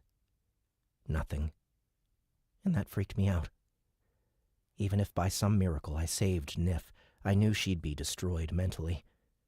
She was already fragile, like one of those museum paintings that are so close to falling apart, they're behind glass and you can't even take a picture of them. All this pain and sacrifice. It couldn't be for nothing. I refused to believe it. After all our difficulties, after the drugs, after the long road to rehab, after that night last March when she tried to kill herself, something had to come from it. something.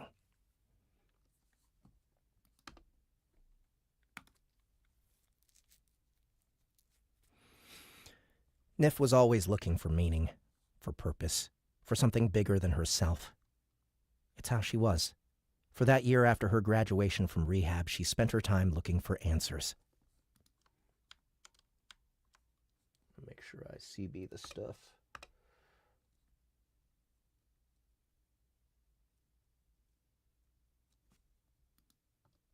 Oops, fuck. Shit, balls.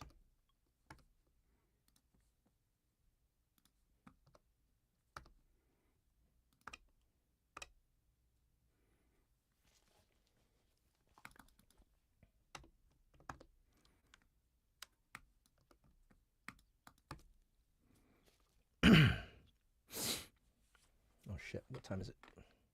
Fuck.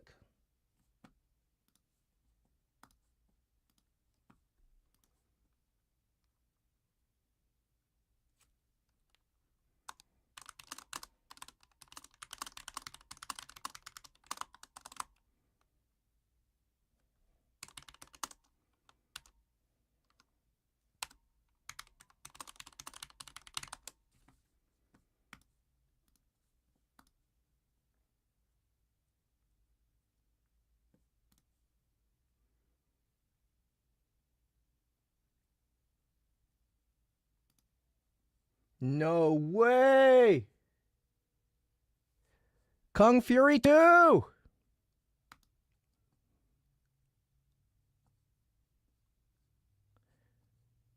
Kung Fury 2 is coming, guys.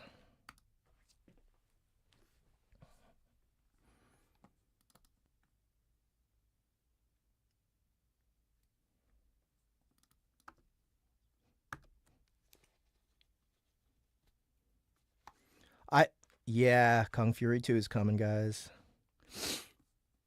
There's Justin just shared a leaked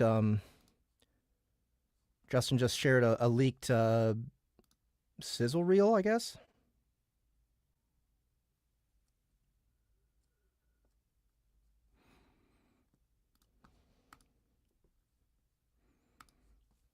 Triceracop. God damn it. God damn it. Sorry. So emotional, and then fucking Kung Fury 2 pops up.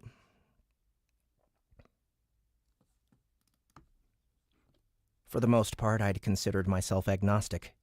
If there was a god, I figured he probably wasn't anything like we imagined. If there was a god, I figured he probably wasn't anything like we imagined. Or we were like a forgotten toy buried somewhere in his closet. It wasn't one of those things that kept me up at night, but when I did think about it, I always remembered the old lady and the tadpoles.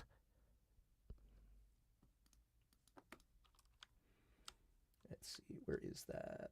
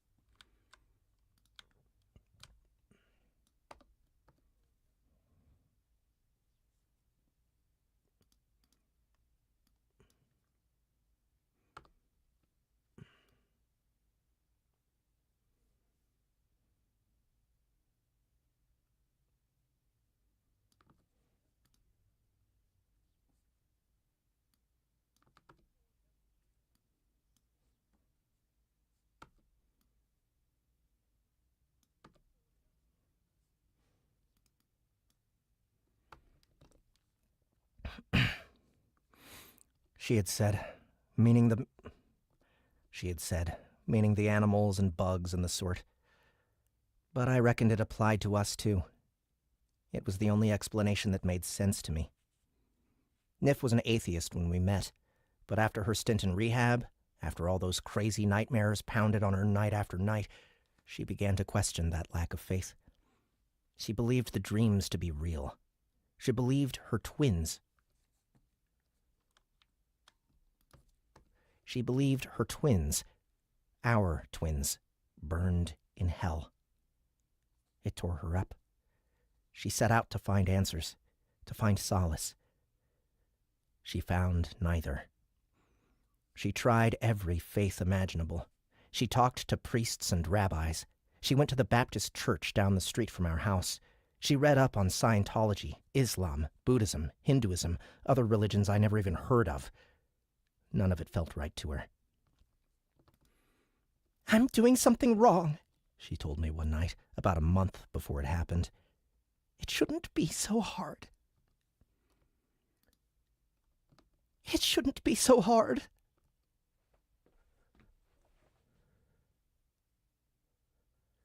It shouldn't be so hard.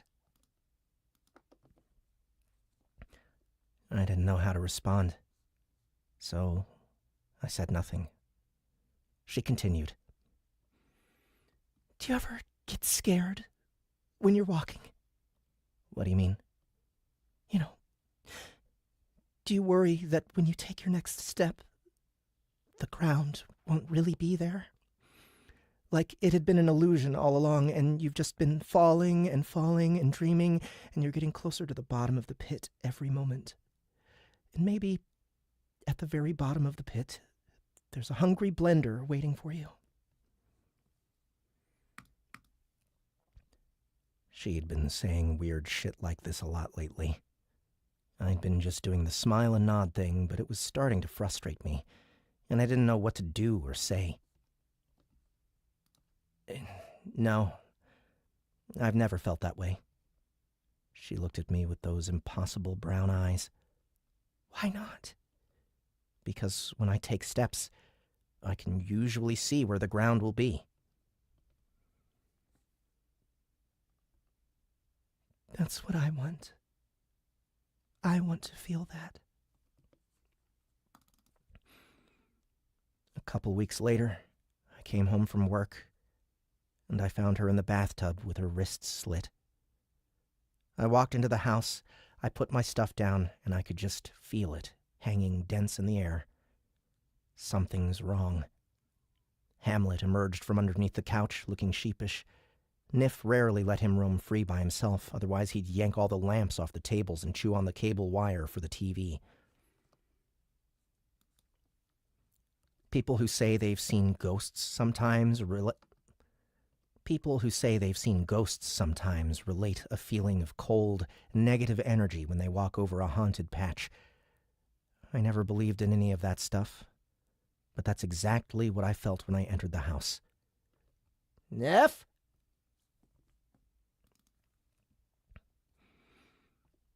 The ferret hopped into the living room, ran in a few circles, and then headed down the hallway. He scratched at the door to the bathroom. I tried to open it, but it was locked. "Niff?" I called again. She didn't answer. I think my subconscious knew what was going on before I did. That oh shit tingly feeling of panic washed over me. It wasn't unusual for me to come home and find Niff gone. It wasn't unusual for the bathroom door to be locked because the lock was a pain and often locked itself on your way out. But still, I knew something was off. I grabbed a butter knife from the kitchen and unlocked the door. Niff looked up at me from the bathtub. She moved languidly, naked and bathed in crimson. "This is taking longer than I thought."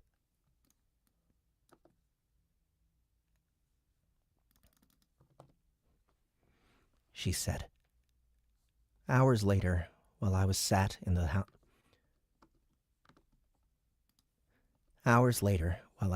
hospital lobby, a woman in a buttoned-up pantsuit, a social worker, cop, I don't know. A social worker, cop, I didn't even know. A social worker, cop, I didn't even know. Came out to talk to me. She introduced herself, but I didn't hear her. I was still in shock. I couldn't stop wondering what I had done wrong. Niff had told me all about this blender she was about to fall into, and I still hadn't been able to catch her.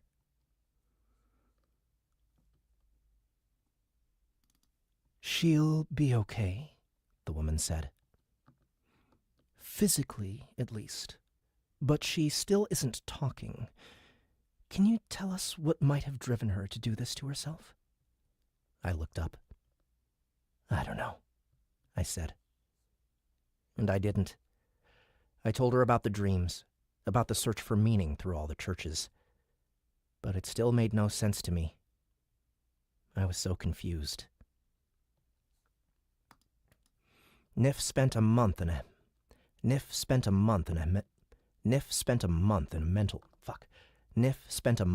mental hospital. I'd visit her whenever I could, and she acted normal, the same as before she'd tried to kill herself. Her new shrink, a bearded guy named Dr. Metcalf, had advised me not to ask her about it, so I didn't. But I couldn't stop wondering about what I had done wrong, what I could have done. So, one day I decided the doctor's advice was bullshit, and I asked her flat out, "What can I do? Tell me how I can fix it."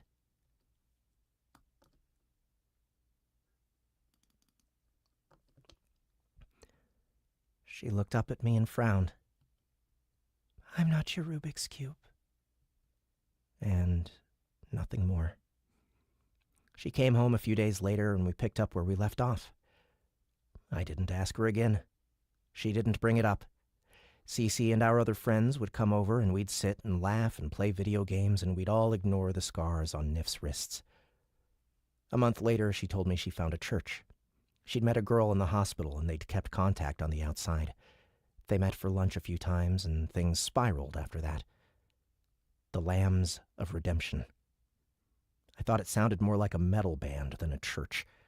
Niff said she went to a service and something just clicked in her mind like a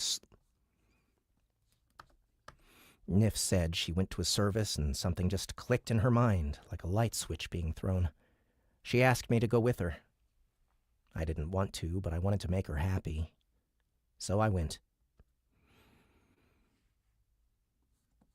When you record and have dialogue on different tracks than narration, it is a push button to switch tracks. Yep, that's it. This wasn't an incense and robes and stained glass window church. This was a rented conference room at the Holiday Inn where the Reverend wore polyester robes and shouted a lot and had 3 wives. The type of church you read about in Time after the fact. The type of church you read about in Time after the fact. You know what I mean. A cult. Let's drink the Kool-Aid and put on brand new Nikes cult. What the fuck are you thinking, Niff cult. They believed some crazy shit. Stuff about planets and ancient aliens creating Jesus from monkey DNA mixed with their own. Our life was nothing but a 2D hologram projected on something or other. The Reverend was a dude named Cornelius Snow, a paunchy albino Elvis lookalike with oversized prescription sunglasses he wore even in the dark. He talked a lot about taxes and the government, but the overwhelming theme of the one sermon I attended was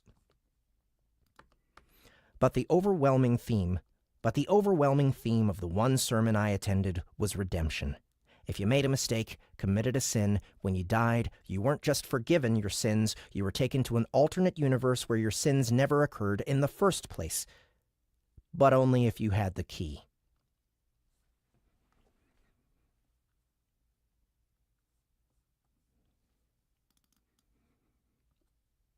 I never found out what this metaphorical key was or what was required to obtain it, but I assumed it involved blowing up IRS buildings and providing oral sex to the good Reverend Snow. The service scared the crap out of me. I was afraid to tell Niff what I'd thought of it. She seemed finally at peace. At night, she slept more soundly. No more nightmares. No nightmares. I feared if she felt I worked against her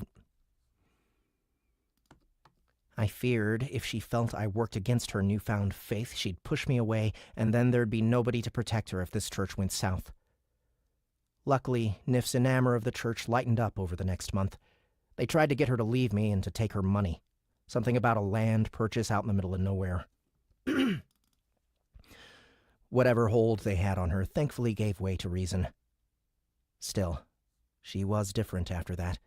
Before she slit her wrists, she had desperately been looking for a spiritual way out from her nightmares and whatever else was going on with her. None of the solutions she sought worked. Deep down, I suspected she thought all the religions she tried were bullshit. Till this one church, the craziest of them all.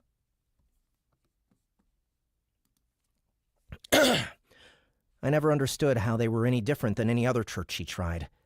But after she left, all the crazy cult stuff went away, and the inner peace she had found appeared to remain.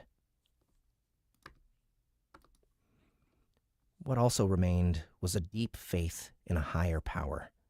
It wasn't the Christian or Muslim or Mormon or Wiccan or any other god of an organized religion. Whatever it was, it helped her.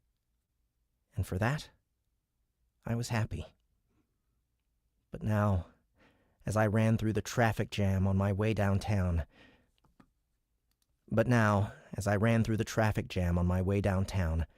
I wondered about the night I found her in the tub. I had assumed it was the dark depression that had fallen over her, and that had been caused by the nightmares and other post-drug addiction baggage. It never occurred to me that her problem wasn't that I hadn't been able to save her, that it was just me. But if I was her problem, why didn't she say anything? She acted like she loved me. She left me notes in my lunch for work. Usually they were stupid little sayings or quotes from a Ramones song, but they made me laugh. We had a whole lot of sex. When we slept, she wrapped her arms and legs around me. She told me all the time I was her best friend, and that I was the only person who kept her sane. I didn't understand.